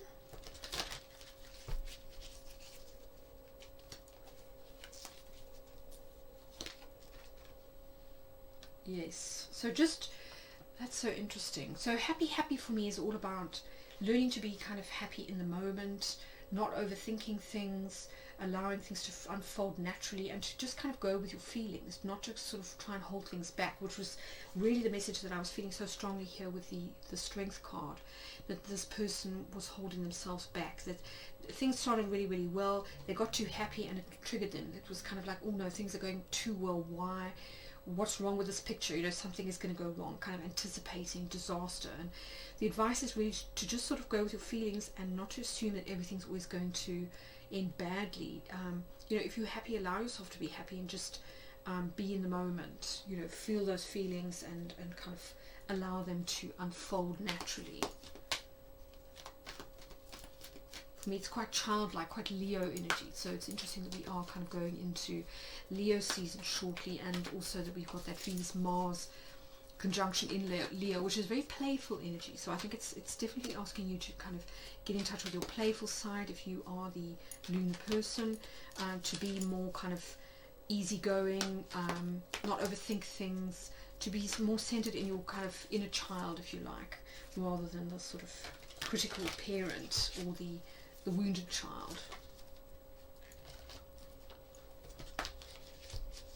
Okay, so what advice do we have for the person on the right? Interesting. Clean it up. So for me, this card is all about either kind of cleaning up your act, or it can be about realizing what is your stuff and what isn't, and then almost you know, I think for me it's echoing this Two of Swords in reverse and the Hangman. So possibly after kind of initially thinking, oh my god, what did I do, you know, with the Three of Swords, after this storm, that we saw, the thunderstorm, kind of realizing that really it was nothing that you did. Actually, it was the other person who got triggered. And sometimes, you know, in releasing those feelings of blame, you know, sometimes we can kind of blame ourselves and think, well, what could I have done differently, or what did I do to kind of contribute to the situation? Did I trigger the other person? Sometimes just realizing that, you know, how other people react has nothing to do with you whatsoever. It's and that can be very freeing, and just sort of release you from any kind of feelings of guilt or shame or doubt. So I kind of feel like this to me is echoing the idea of the calm after the storm. You know, storms are very good for kind of clearing energy away, and maybe that was what was needed to kind of blow out the cobwebs. Maybe some kind of cleansing argument or break or period was needed in order to sort of clear the decks, if you like, so that that fresh start could come in, you know, that we saw with the East card. So I definitely feel as though there's potential here for a fresh start. I just think that both parties maybe need to kind of talk to each other and just do a little bit of explaining and listening, that kind of thing, and also not rushing anything. That was a very strong message that came out of the Cancer New Moon forecast that I did. So you might, as I say, want to go and check that out if you haven't already. There's a lot there about respecting the process and not kind of trying to rush things. So that may be, you know, relevant in this situation. But yes, I think that that's everything that I've got for you in this reading. So I hope it's been helpful and that it's brought some clarity. And yes, sending you lots of love, and see you again soon.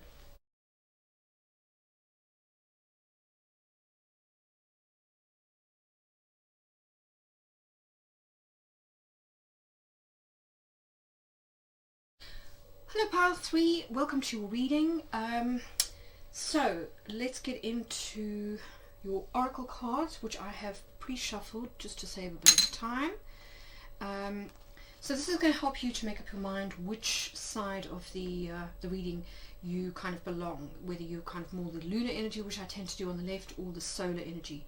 So yes, of course not gender specific, just kind of yin yang energies. But anyway, let's have a look and see what we've got here. So Yes, first of all, this is the kind of overarching energy of the reading.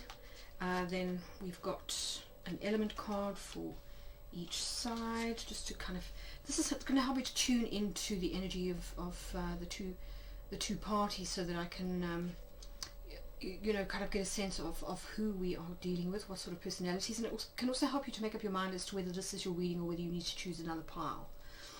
Okay, so we've got a Lenormand for each side. Very interesting.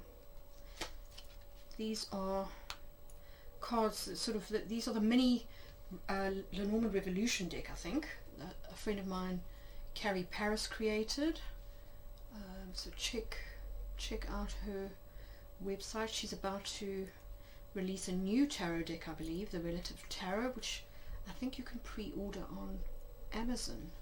So you might want to check that out. She always makes some really, really beautiful decks. Okay, so Home in the Sky,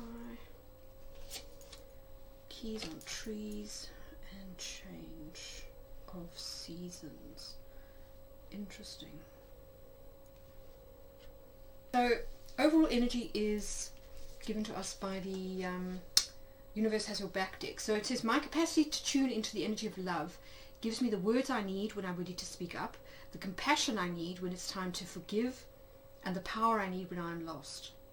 So yeah, interesting. There seems to be something here about forgiveness and compassion, and speaking from a kind of loving place, which is interesting, especially given the person on the left, I have to say. Okay, so let's start with the person on the left. So interesting energy. We've got this bushfire, which is a number 10, and I mean, bushfires are quite interesting because they tend to sort of burn everything down, and then everything kind of resets, if you like. So it reminds me of the 10 of Swords or the 10 of Wands, where you have this, particularly the 10 of Wands, given that this is all about fire, where you have this kind of big blowout almost, where everything gets burned down, and then you can kind of start again with the Ace. So there seems to have been some kind of dramatic ending, or a kind of like a, you know, I almost feel it's similar to the those stories that you get in like Russian warfare, you know, with this sort of scorched earth policy, that there's this burning everything to the ground, almost a need for a purge or a kind of a catharsis of some kind. So it's possible that that relations have kind of completely ended between these two people, that whoever is on the left has decided maybe they've broken an engagement. And the reason I'm kind of saying that is we've got the ring and the cross. So you know, this, you could definitely read this as being the end of an engagement. Maybe somebody gave a ring back, or decided that they wanted to end a commitment, because the cross is never very comfortable energy. It's very often about burdens or sorrow or grieving, or you know, death, you know. So yes, it's entirely possible that there was a huge fight. Maybe there's a big row here with all this fire, and maybe somebody threw you know, a ring back in someone's face, and you know, it's almost like there was this abrupt ending. You know, I'm kind of getting that feeling of, you know, like the planet Pluto or Uranus, where there was this huge surge of energy that kind of came from nowhere. This, a lot of anger is what I'm feeling here, where there was this kind of explosion of rage or resentment, and everything had to kind of burn down, and in order for things to kind of start again. And if that's true, we can see why the overall energy has to do with compassion and forgiveness and that kind of thing. Very interesting stuff. And then down the bottom here we've got two Oracle of Magical Moments, which I absolutely love, because it's just such interesting imagery. It really kind of gets the intuition kind of going. And here we've got Tiny Triumphs and Home in the Sky. So both these are very interesting cards. First of all, Tiny Triumphs. It's interesting that we've got a huge mouse and a tiny crow or eagle or whatever it is, the bird of prey. So it's almost as though a situation has been inverted. The power dynamics have reversed, and this may be what the bushfire is all about. Maybe whoever the feminine sort of energy was in this dynamic felt very dominated, bullied, bossed around, all as though their needs weren't really heard or being acknowledged on some level, and this led to a huge kind of blowout after maybe building up resentment for a long time, maybe not saying anything, and then there was this huge eruption of kind of rage and a huge sort of fight. And I almost feel as though this person was taking their power back.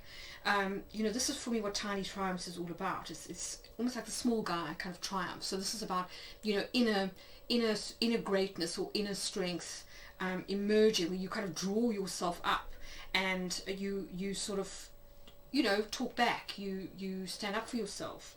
And then Home in the Sky, also very interesting, because this is almost, both of these are almost paradoxical kind of images. You've got the small mouse who's actually the bigger of the two kind of creatures, and then here you've got birds that are generally free, that kind of fly in the sky, but here we've got them in their homes. Their homes are kind of attached to balloons, so they are taking their homes with them. So I really feel as though this person on the left has been through a huge shift sort of internally, where perhaps in the past they didn't kind of stand up for themselves, or they didn't speak their mind, and they tended to become a bit of a doormat, and this led to a build-up of resentment and anger, which would then kind of explode, and then they would just sort of walk away instead of kind of talking things through. And that may be why we're getting strong messages here about the need to speak from a position of love, to find compassion, and to speak up in a kind way, and about power, inner power. Because I really feel as though this person is sort of learning that they don't need to depend on anybody else. They have everything that they need internally in order to thrive and to survive in life. And that's why we've got this idea of, it's almost like a camel with a hump. You've got everything you need with you. You take it with you. You don't have to sort of depend on being in a particular place or with a particular person or in a particular situation to kind of make you or define you. You are sort of defined by what is inside you, your kind of your inner strength, your values, your beliefs, your everything you need is kind of within. And maybe that's what this person had to learn, perhaps by walking away from a situation. Maybe in the past they tended to be quite codependent, they were afraid of being on their own, and maybe by calling some kind of end to a contract of some kind. This could also be a soul contract, of course. The ring doesn't necessarily have to be a marriage. It could be a contract of some kind. They were able to free themselves. Now, this could be a previous relationship. It may not necessarily have had anything to do with this person. We'll see as we kind of get onto the right-hand side. It could be that they were involved, for example, with someone who had narcissistic tendencies or was a bit of a bully in the past, and they sort of burned down the connection and now they are single. That's certainly a possible interpretation. But yes, let's have a look at the energies on the other side and see, and we'll also get more clarification as we go on with some tarot cards and so on. So, person on the right, we begin with north. Now, the direction north is very much associated here with expansion and with kind of upward movement. So, like the northern lights. So there's a sense of ascension or of going to the next level, leveling up. It's the number 1, so it's interesting because we've got the number 10 and the number 1, and of course the number 10 it reduces to 1, so it's almost like an end and a beginning here. But the north for me is very much about kind of aspiration and about wanting to kind of grow, wanting to acquire wisdom, wanting things to improve, moving from the 3D into the 5D. Yes, just a sort of I get a very strong sense of like wanting to sort of level up, of wanting to move upwards, and of aspiring. If you think about the North Star or the North Pole, it's like you would journey to it, or you would aspire to move towards it. So there's a sense of goals or aspirations or wanting to do better. And then we've got the Inventor,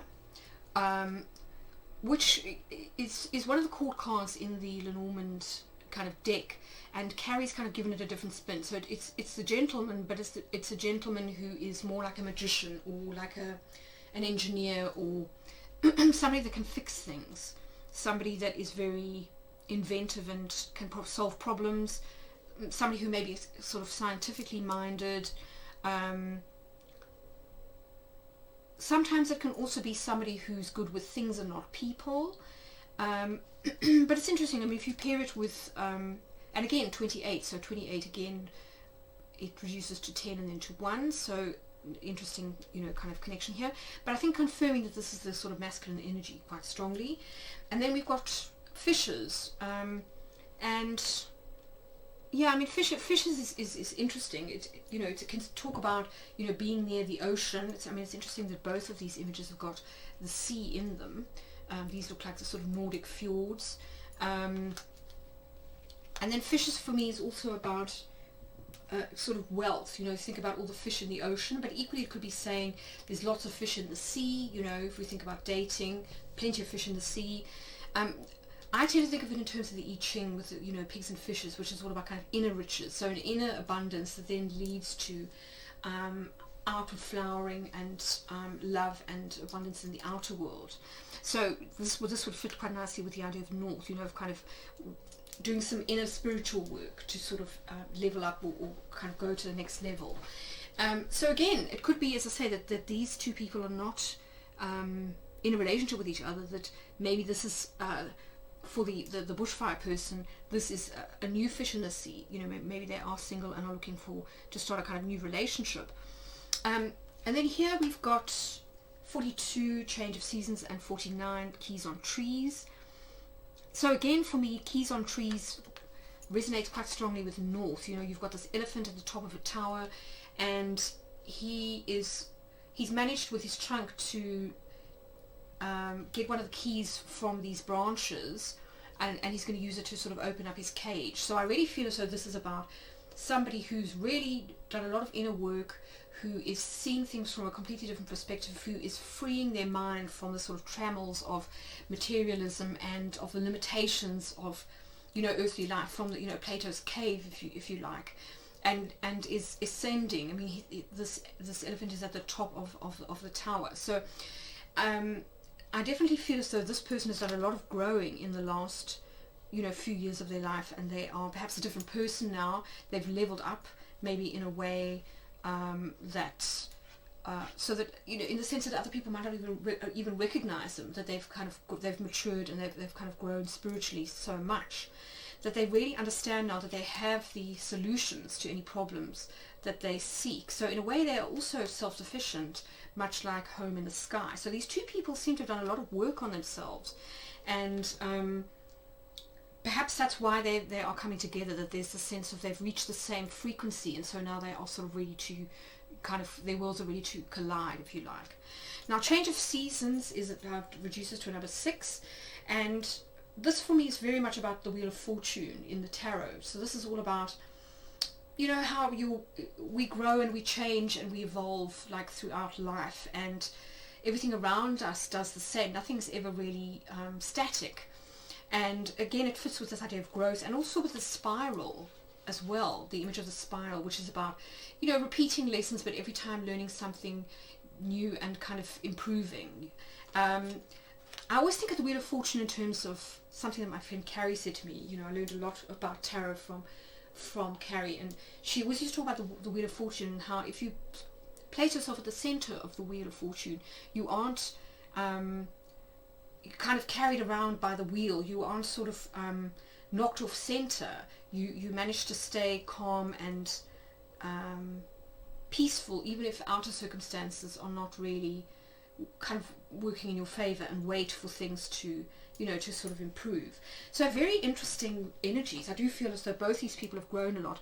This person more through catharsis and through finding a sense of personal power and standing up for themselves, and this person through moving perhaps from a more kind of 3D perspective into a higher, more spiritual perspective is what I'm feeling. But anyway, let's get into the cards and see what else we can discover.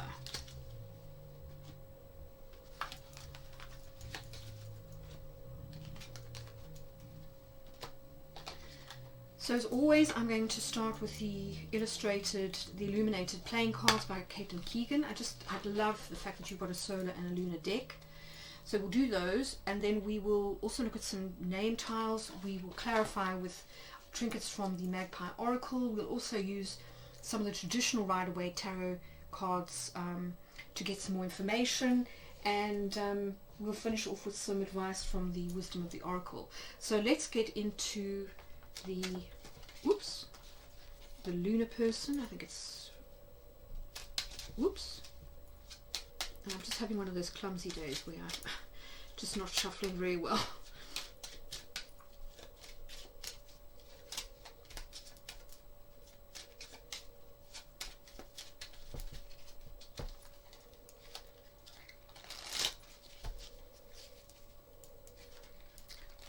So yes, I mean, if you don't feel that this is your reading, then please go and choose one of the other piles, because I found that pile 1 and pile 2 were almost the inverse of each other.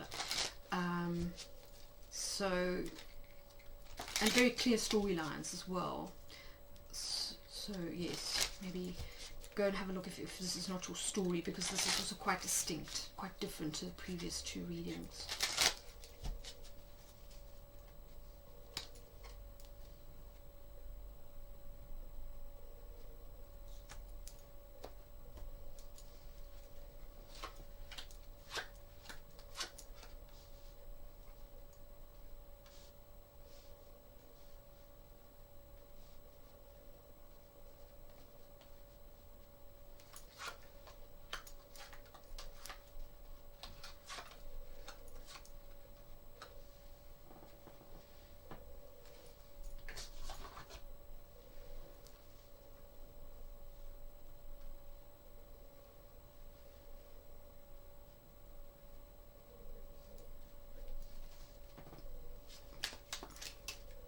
Now for the solar person,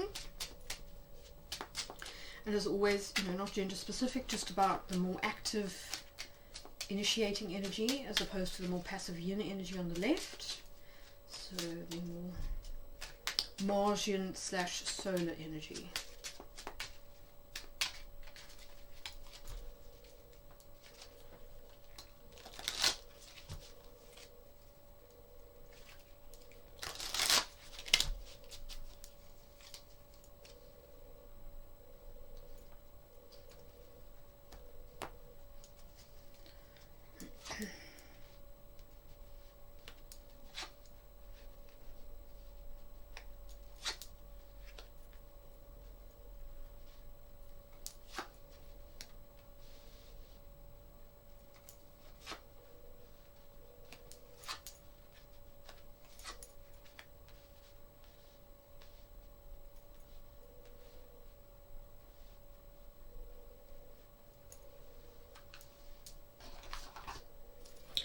Okay, so let's find out what's going on.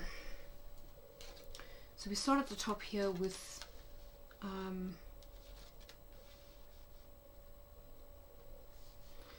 the lunar person, and yes, very, very interesting. It's this is for me kind of context. So this is kind of the timeline leading up to where we are now. This is the present, and then this is when we move into more future energy. So again, we have a sense of sort of a good start where 2 people seem to kind of come together and are equally interested in investing in the relationship. You've got the 6 of Pentacles. So this would certainly be, it would chime quite well with somebody who was in a long-term relationship and which led to some kind of engagement or contract or promise. So 2 parties that were both equally invested. But then with the 7 of this is the 7 of Pentacles doubling up as the star. We then get the sense of maybe hesitating or kind of hitting the pause button, because we go from the 6 to the 7 here, and then perhaps sort of wondering whether, kind of pausing to see whether this is the right relationship to invest in. So I kind of feel as though this could have been, as I say, a previous party, that it may have nothing to do with the person on the right. That this may have been about a previous relationship. So maybe this person was in a long-term connection, suddenly kind of had this realization and thought, hang on a second, I don't know whether I really want to sort of do this. I don't know if this relationship is actually for me.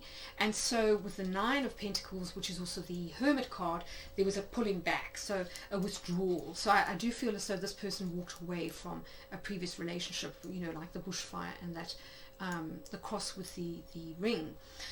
So really was kind of withdrew into themselves to do some soul searching. What do I want from a relationship? You know, who is really right for me? Why did I stay in a relationship so long when I knew deep down it wasn't really right for me?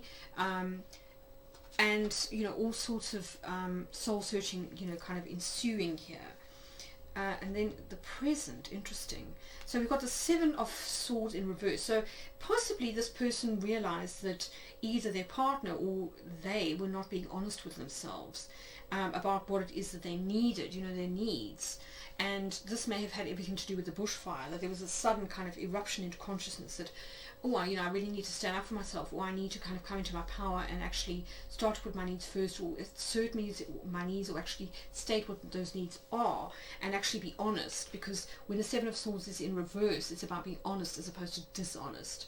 So, yeah, it's very interesting. And then also calling a halt here with the Chariot in reverse. So calling a halt to whatever this relationship was, and sort of becoming single. That's what I feel.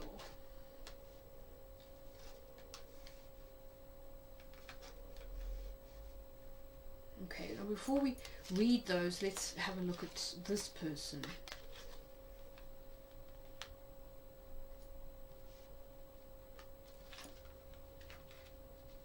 Yeah, so I do think it's possible that the person on the right and the person on the left don't actually know each other, or they aren't in a relationship. So we start with the Ten of Pentacles, the Ace of Pentacles, which is also the World, and the Fool. So I really feel as though this person potentially also walked away from a marriage. The Ten of Pentacles for me is very often about long-term commitment. You can see there's a family sort of in the middle here, and then this great big archway. So a whole kind of life that was built around, you know, a family or a particular relationship. And then we have an ending and a beginning and another beginning. So I kind of feel as though potentially there was an ending to a marriage, or, you know, some kind of long-term commitment. It could have been with this person. But now there's a kind of a reset going on, and there's a desire to sort of start fresh. So quite interesting, actually. For me, it chimes quite strongly with that one that we saw with the North card, of being ready to sort of take a risk, a leap of faith, you know, to kind of press the reset button and start again. And with the Ace of Pentacles, it's interesting that, I mean, here we could have been talking about a ring, you know, maybe this person did give the other person a ring, some kind of offer of commitment, and then there was this kind of reset, so the burning down, the bushfire, which led to a kind of a reset. But certainly this person now is in the position of the Four of Cups, which you can read in a couple of ways. You can either see it as somebody who is feeling a bit down in the dumps. You can see these three vases of flowers have all wilted, and there's a fourth, but the person can't really see it. It's just in their peripheral vision. So they may just be feeling that all hope is lost, you know, maybe kind of recovering after a divorce. Equally, they could be thinking, oh, there's not going to be anybody else out there for me again. You know, am I ever going to meet anyone after, you know, however long they were in this relationship for? Or they could just be feeling a little bit sort of maybe bored or depressed, or just a bit meh, you know.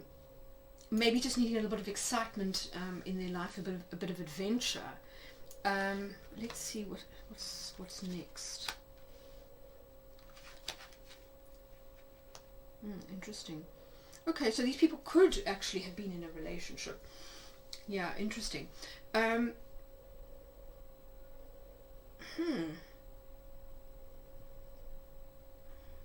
Yeah. So we've got the Five of Swords, the Two of Wands in reverse, and the Six of Swords. So, yeah, I mean, kind of, in terms of kind of future direction of travel, or where this person sees things going next, or themselves going next, we've got the Five of Swords, which is often about feeling played. You know, you can literally see that one person seems to be holding all the cards, so feeling a little bit manipulated. They could also be feeling some inner conflict. You know, maybe you know, again, if we think about this Four of Cups, there may be a sense of, maybe they think to themselves, well, maybe I'd never want to get married again after my last experience, or just sort of feeling a bit of resistance on some level to maybe getting involved again, or reconnecting with somebody. Maybe also feeling that the other party was selfish. That could also be why we put the Five of Swords here. But with the Two of Wands in reverse, this for me is about wanting peace after an argument. So the Two of Wands, you can see the two people have obviously had quite a heated conversation, which I think fits well with that bushfire image that we saw previously on the left. So possibly after an argument, wanting peace, you know, wanting a truce, because the Six of Swords can sometimes be about moving forward in a peaceful, you know, taking something into more peaceful waters. But it can also be about moving forward, like moving on after a breakup. So you can kind of read it either way. And it's interesting that we go from the 5 to the 6 here. So there's a different sense of progression. And for me, this card, again, resonates quite strongly, particularly with the imagery we've got on north, you know, of sailing out of this fjord, maybe into open seas after being in this protected bay, maybe kind of looking further afield, you know, wanting to sort of look at pastures kind of new. Very interesting. But equally it could be about, you know, a truce, you know, kind of kissing and making up after some kind of blow up. And quite a major one at that, especially with that bushfire. Now, on the left here, we've got some very interesting cards. These are all extremely positive. We've got the Knight of Cups, the Four of Wands, and then we've got the Sun, which sometimes, well, it's also the Nine of Wands. So this is interesting. Again, the Knight of Cups pointing to some kind of proposal. So I do feel as though this relates to the ring image that we saw, somebody making somebody an offer of commitment, which is emphasized here by the Four of Wands. So the Four of Wands can sometimes be the card of moving in together. So it's possible that, you know, these two kind of came together in a relationship, perhaps a committed relationship. Maybe this person offered commitment. This could be what the Ace of Pentacles is about. Offered a ring, said let's move in together, and then this person suddenly had second thoughts and kind of thought, no, I can't kind of keep up the charade, if you like. I can't sort of I can't do this. And then you know, maybe that's when they sort of withdrew, or maybe they said, hang on a sec, I need to press the pause button, I need to go away and think about this before I agree, because it's a big step for me. Because the Nine of Wands can sometimes be about hesitation, or feeling a little bit wary, you know, having boundaries, which I think fits quite nicely with what we saw with the you know, with the tiny triumphs and the home in the sky. So it could be that they decided, well, I don't know if I actually want to live with this person. Maybe they kind of need their space. Maybe this person, you know, needs a lot of space. Maybe they need a lot of alone time with the hermit here. So they could have thought, no, maybe I'm actually better off keeping my own place, and moving in together might actually ruin the relationship rather than, you know, kind of make it move forward. Whereas this person seems to want to take things to the next level, particularly with that north. You know, they are thinking upwards, onwards and upwards. Let's kind of go with the keys on trees. You know, we can find solutions to any problems as we go along, but, you know, things need to sort of progress, sort of thing. Like, and also feeling more confident that problems can be sorted as opposed to the other person. So maybe the person on the left has had more experience. I mean, the person on the right has had more experience of relationships, you know, with the change of seasons. They understand that, you know, relationships have kind of ups and downs. They have these different phases, and, you know, that it's natural for there to be a kind of almost transition periods between different stages of relationships that can make both parties feel a little bit threatened, or knock them off center a little bit, but it's usually temporary, you know, and you can kind of work through these things. Whereas maybe the person on the left is a little bit hesitant in that they are maybe worried about their losing their identity, for example, even though the home in the sky is saying, will you take that with you? But there seems to be a need here for freedom with the birds and the balloons, And also with tiny triumphs, there's a sense of not wanting to be subsumed by somebody who they feel maybe is more domineering than them or stronger than them. So it could also just be about kind of commitment fears, you know, maybe sort of avoidant behavior. You could read this in a couple of ways, and, you know, just sort of take it as it fits your situation. But ultimately, these are very positive cards. I mean, the Sun in particular and the Four of Wands, these are very, very positive cards. So I do really feel as though there is potential here for happiness in the future. Four of Wands for me is definitely the halfway to marriage card. So as I said, I'm kind of moving in, or a solid commitment amongst two people who really feel, who are kind of crazy about each other, but it's nonetheless, it's a stable connection. And then the Sun is very much about happiness, success, joy, celebrations, things working out, you know, the Sun kind of coming out. So interesting stuff. I think let's do some clarification here. So let's ask first of all about the Hermit and the Seven of Swords.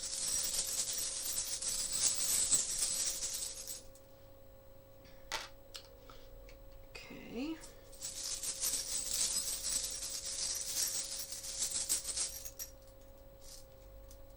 Interesting.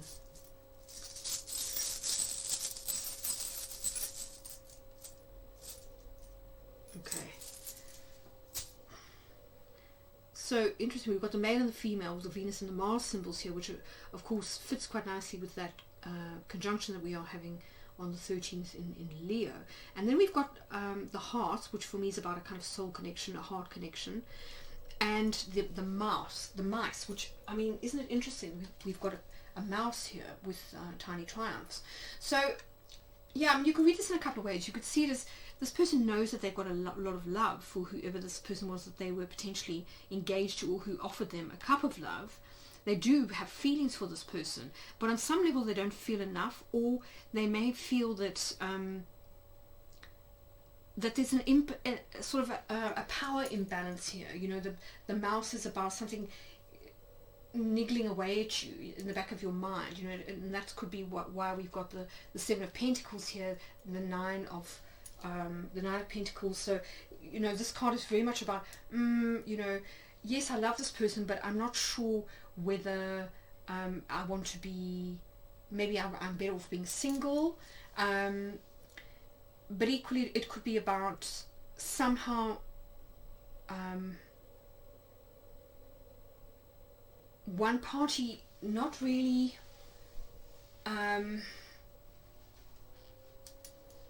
you know, sort of being assertive enough here, but kind of playing it small, if you like. And I don't know whether this person thinks that the masculine energy wasn't really strong enough for them. Maybe they are used to quite domineering, maybe they had a domineering father or previous boyfriends or something like that, and so this person's behavior to them it didn't seem like masculine enough, or it could be vice versa, that they didn't feel that they were enough for this person. But there is definitely love here, that they do realize that there was a strong connection, and there was a lot of harmony too, I feel, with Venus here.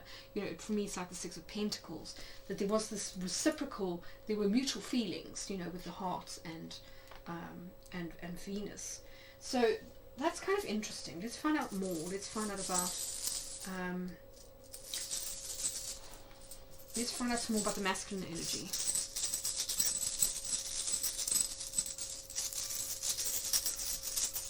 So please tell me about the Ten of Pentacles.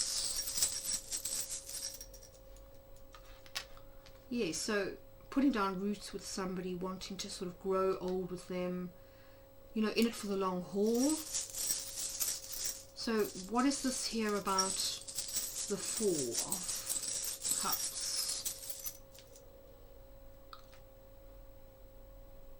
Interesting. So the ship.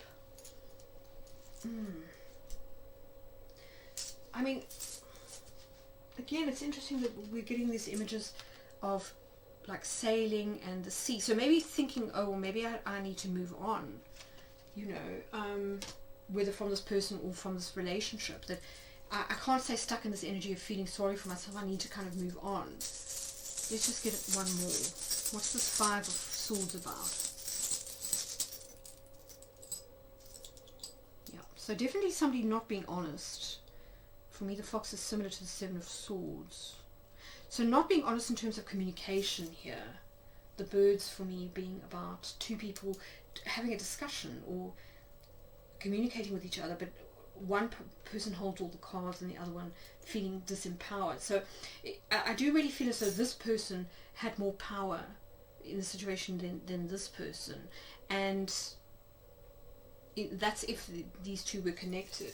If they weren't, this person's kind of either feeling that they were dishonest in their previous relationship, maybe not walking away sooner, or perhaps they were cheated on, by their previous partner, and that's why the relationship kind of ended, and now they are trying to move forward into something new, to sort of move on with their life here with the ship. But it's hard to kind of forget what's happened in the past. Maybe they are rehashing old arguments with a previous partner, the divorce being a little bit sort of traumatic, if that was the case. So let's find out about this Two of Wands.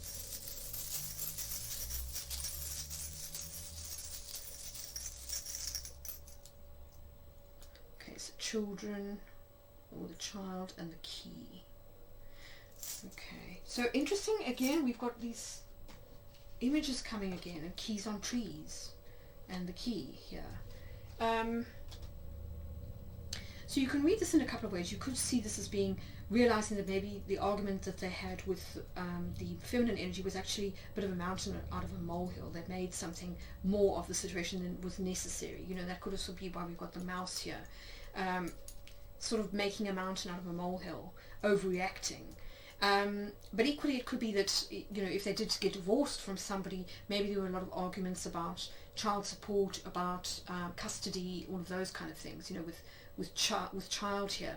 But equally it could be about somebody being childish. The keys, though, point to either, unlocking something, kind of getting your freedom back, or it could be about like using the children as pawns, or it could be about like success, that a small shift could unlock a situation, maybe if there's a deadlock or some sort of standoff, that one small shift could really sort of change the whole situation. Interesting. Let's get some tarot cards and find out more. I'm just going to have a sip of my drink.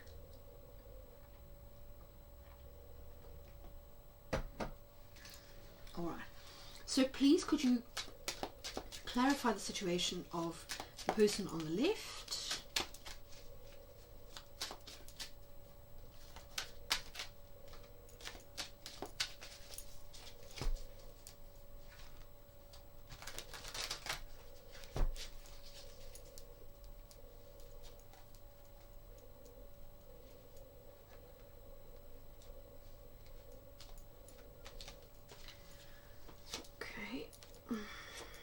to take 4 cards, and then please could we have 4 cards for the person on the right. Please could you clarify the situation of the person on the right. Please clarify the solar person's situation.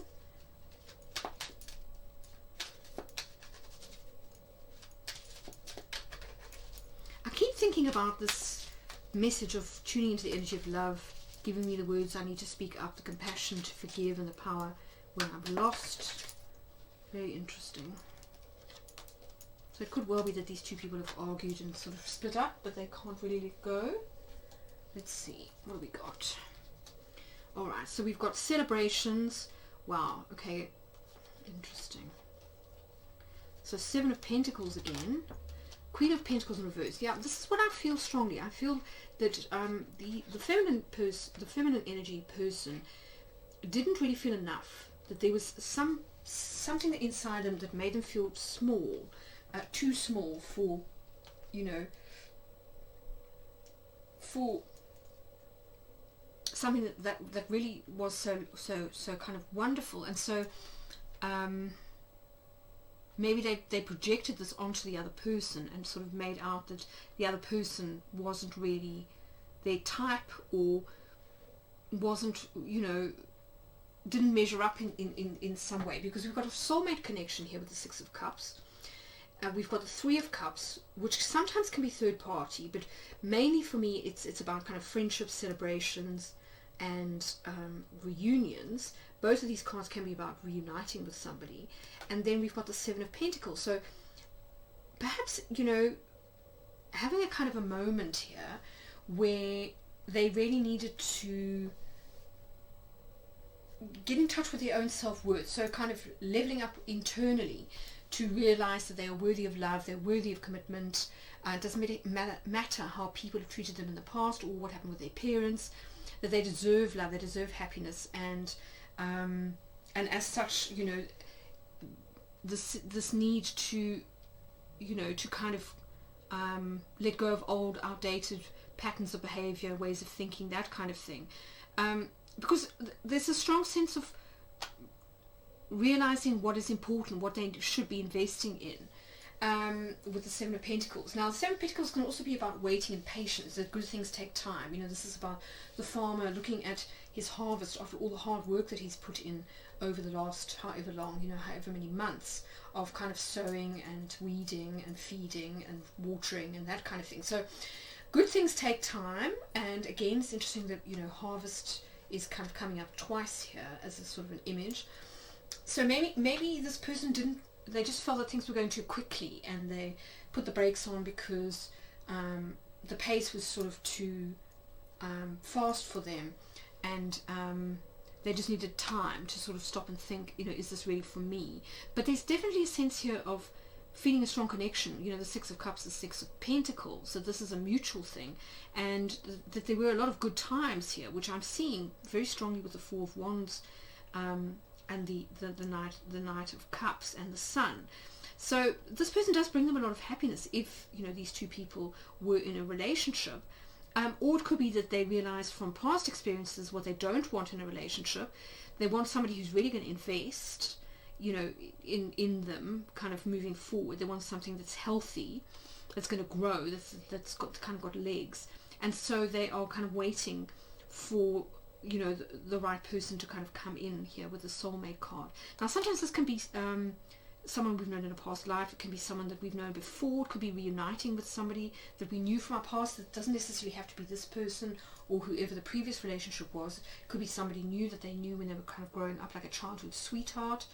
But there's a strong sense here of happiness, both in these cards and in the future energy. So I do feel as though the situation is changing. You know, for me, cycle changes are sevens. So we've got two sevens here. So there is a cycle change. There is a change within this person, clearly. Tiny triumphs, and what was the other card? Home in the sky. So this person really kind of coming home to themselves, realizing a few kind of home truths about their worthiness. Maybe, you know, previous relationships, people tended to sort of run them down in order to make themselves feel better, you know, a little bit abusive possibly, and you know that can have a, you know, long-term impact on, you know, how you relate to other people. So, you know, it's entirely possible. Now let's have a look at the other person. Wow, so Ten of Cups and Ten of Pentacles, wheel turning, Nine of Swords, and the Two of Swords. So I'm kind of feeling that this person is definitely coming out of a difficult time emotionally. You know, a lot of swords energies here, that Five of Swords and the Six. So moving forward towards better times with the Wheel of Fortune, towards the Ten of Cups, which is marriage, happiness, long-term fulfillment, etc., etc. So definitely coming out of a difficult emotional time, a difficult psychological time, where they perhaps suffered a lot from anxiety, maybe because of feeling manipulated in the past. You know, it's possible that both these people have had previous relationships that were on some level abusive, and this has kind of left scars. So this person finds it hard to kind of trust. This person doesn't think that they're kind of worthy. They have kind of empowerment issues, if you like, speaking up for themselves.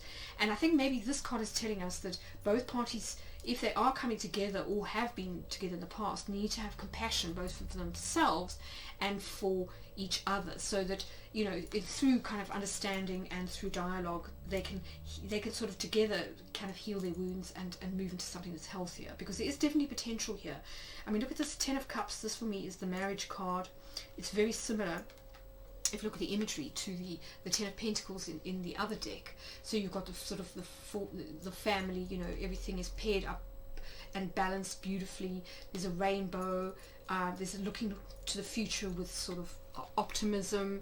The Wheel of Fortune for me is very much about positive things moving in a much more positive direction. So away from this kind of mere energy to something new. And you know, I think this is what the Ace of Pentacles and the Fool are talking about. So a fresh start, either with somebody new, this person, or perhaps a fresh start as in returning, maybe the two coming together again after having some inner realizations. Because it's definitely this person was blocked for a while as well, I feel, with the Nine of Swords and the Two of Swords. But I do feel as though they are, after maybe you know, as I say, arguments or kind of inner conflict, they are now ready to move forward here. So that's very, very positive. A clear sign that this person is sort of ready to move forward after kind of difficulties, after being hurt, and this person perhaps moving forward after some growth and some inner work to kind of work on their self-worth issues and to sort of realize that they are worthy of love, they're worthy of proposals. So yes, interesting stuff. So let's finish off with some wisdom of the oracle. So please, can we have some advice for the lunar person? What advice do they need right now when it comes to love?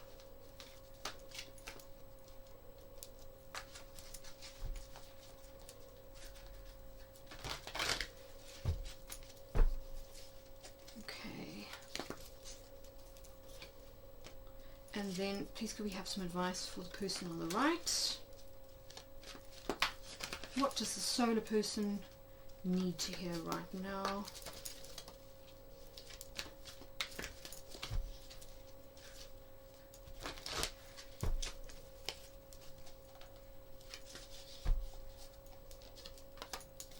Okay, let's see.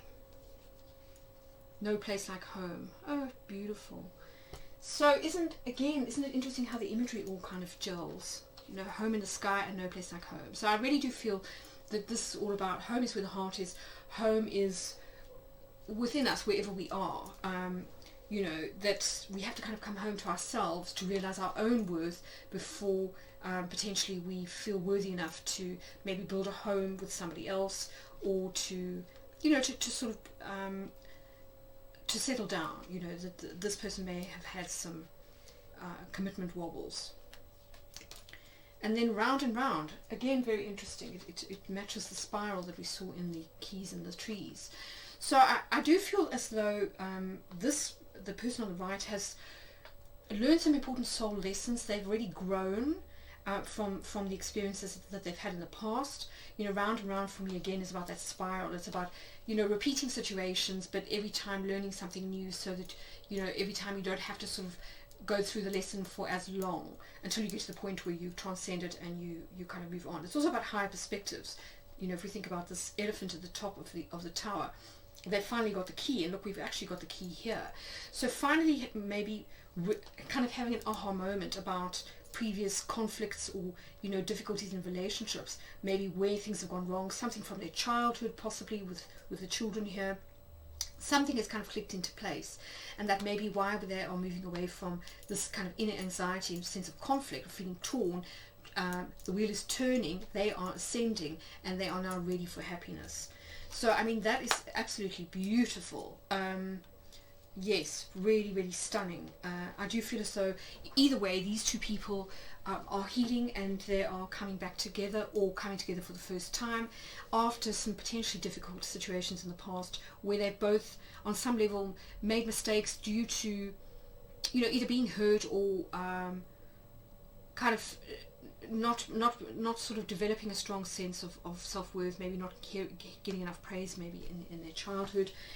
So overcoming their past and sort of transcending them and moving towards happiness. The Ten of Cups here, the Four of Wands, and the Sun. So things look rosy for these two people in the near future, and hopefully that Venus-Mars conjunction will kind of bring about some developments, you know, in either by bringing these two people together, or you know, kind of moving things forward.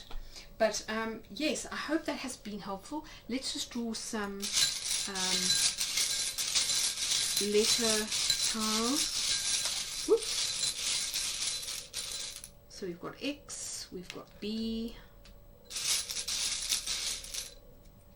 we've got F, we've got C, we've got U, and we've got L. So those might be your initials, their initials, initials of favorite song, you know, an important place. Just sort of take what kind of resonates, and don't worry about the rest. But yes, very interesting reading. As I say, each of these piles have been so different. But anyway, I hope you found this helpful, and that you've enjoyed it. Do let me know in the comments if it has resonated, and sending you lots of love, wishing you all the very best for the upcoming lunar month, and take care.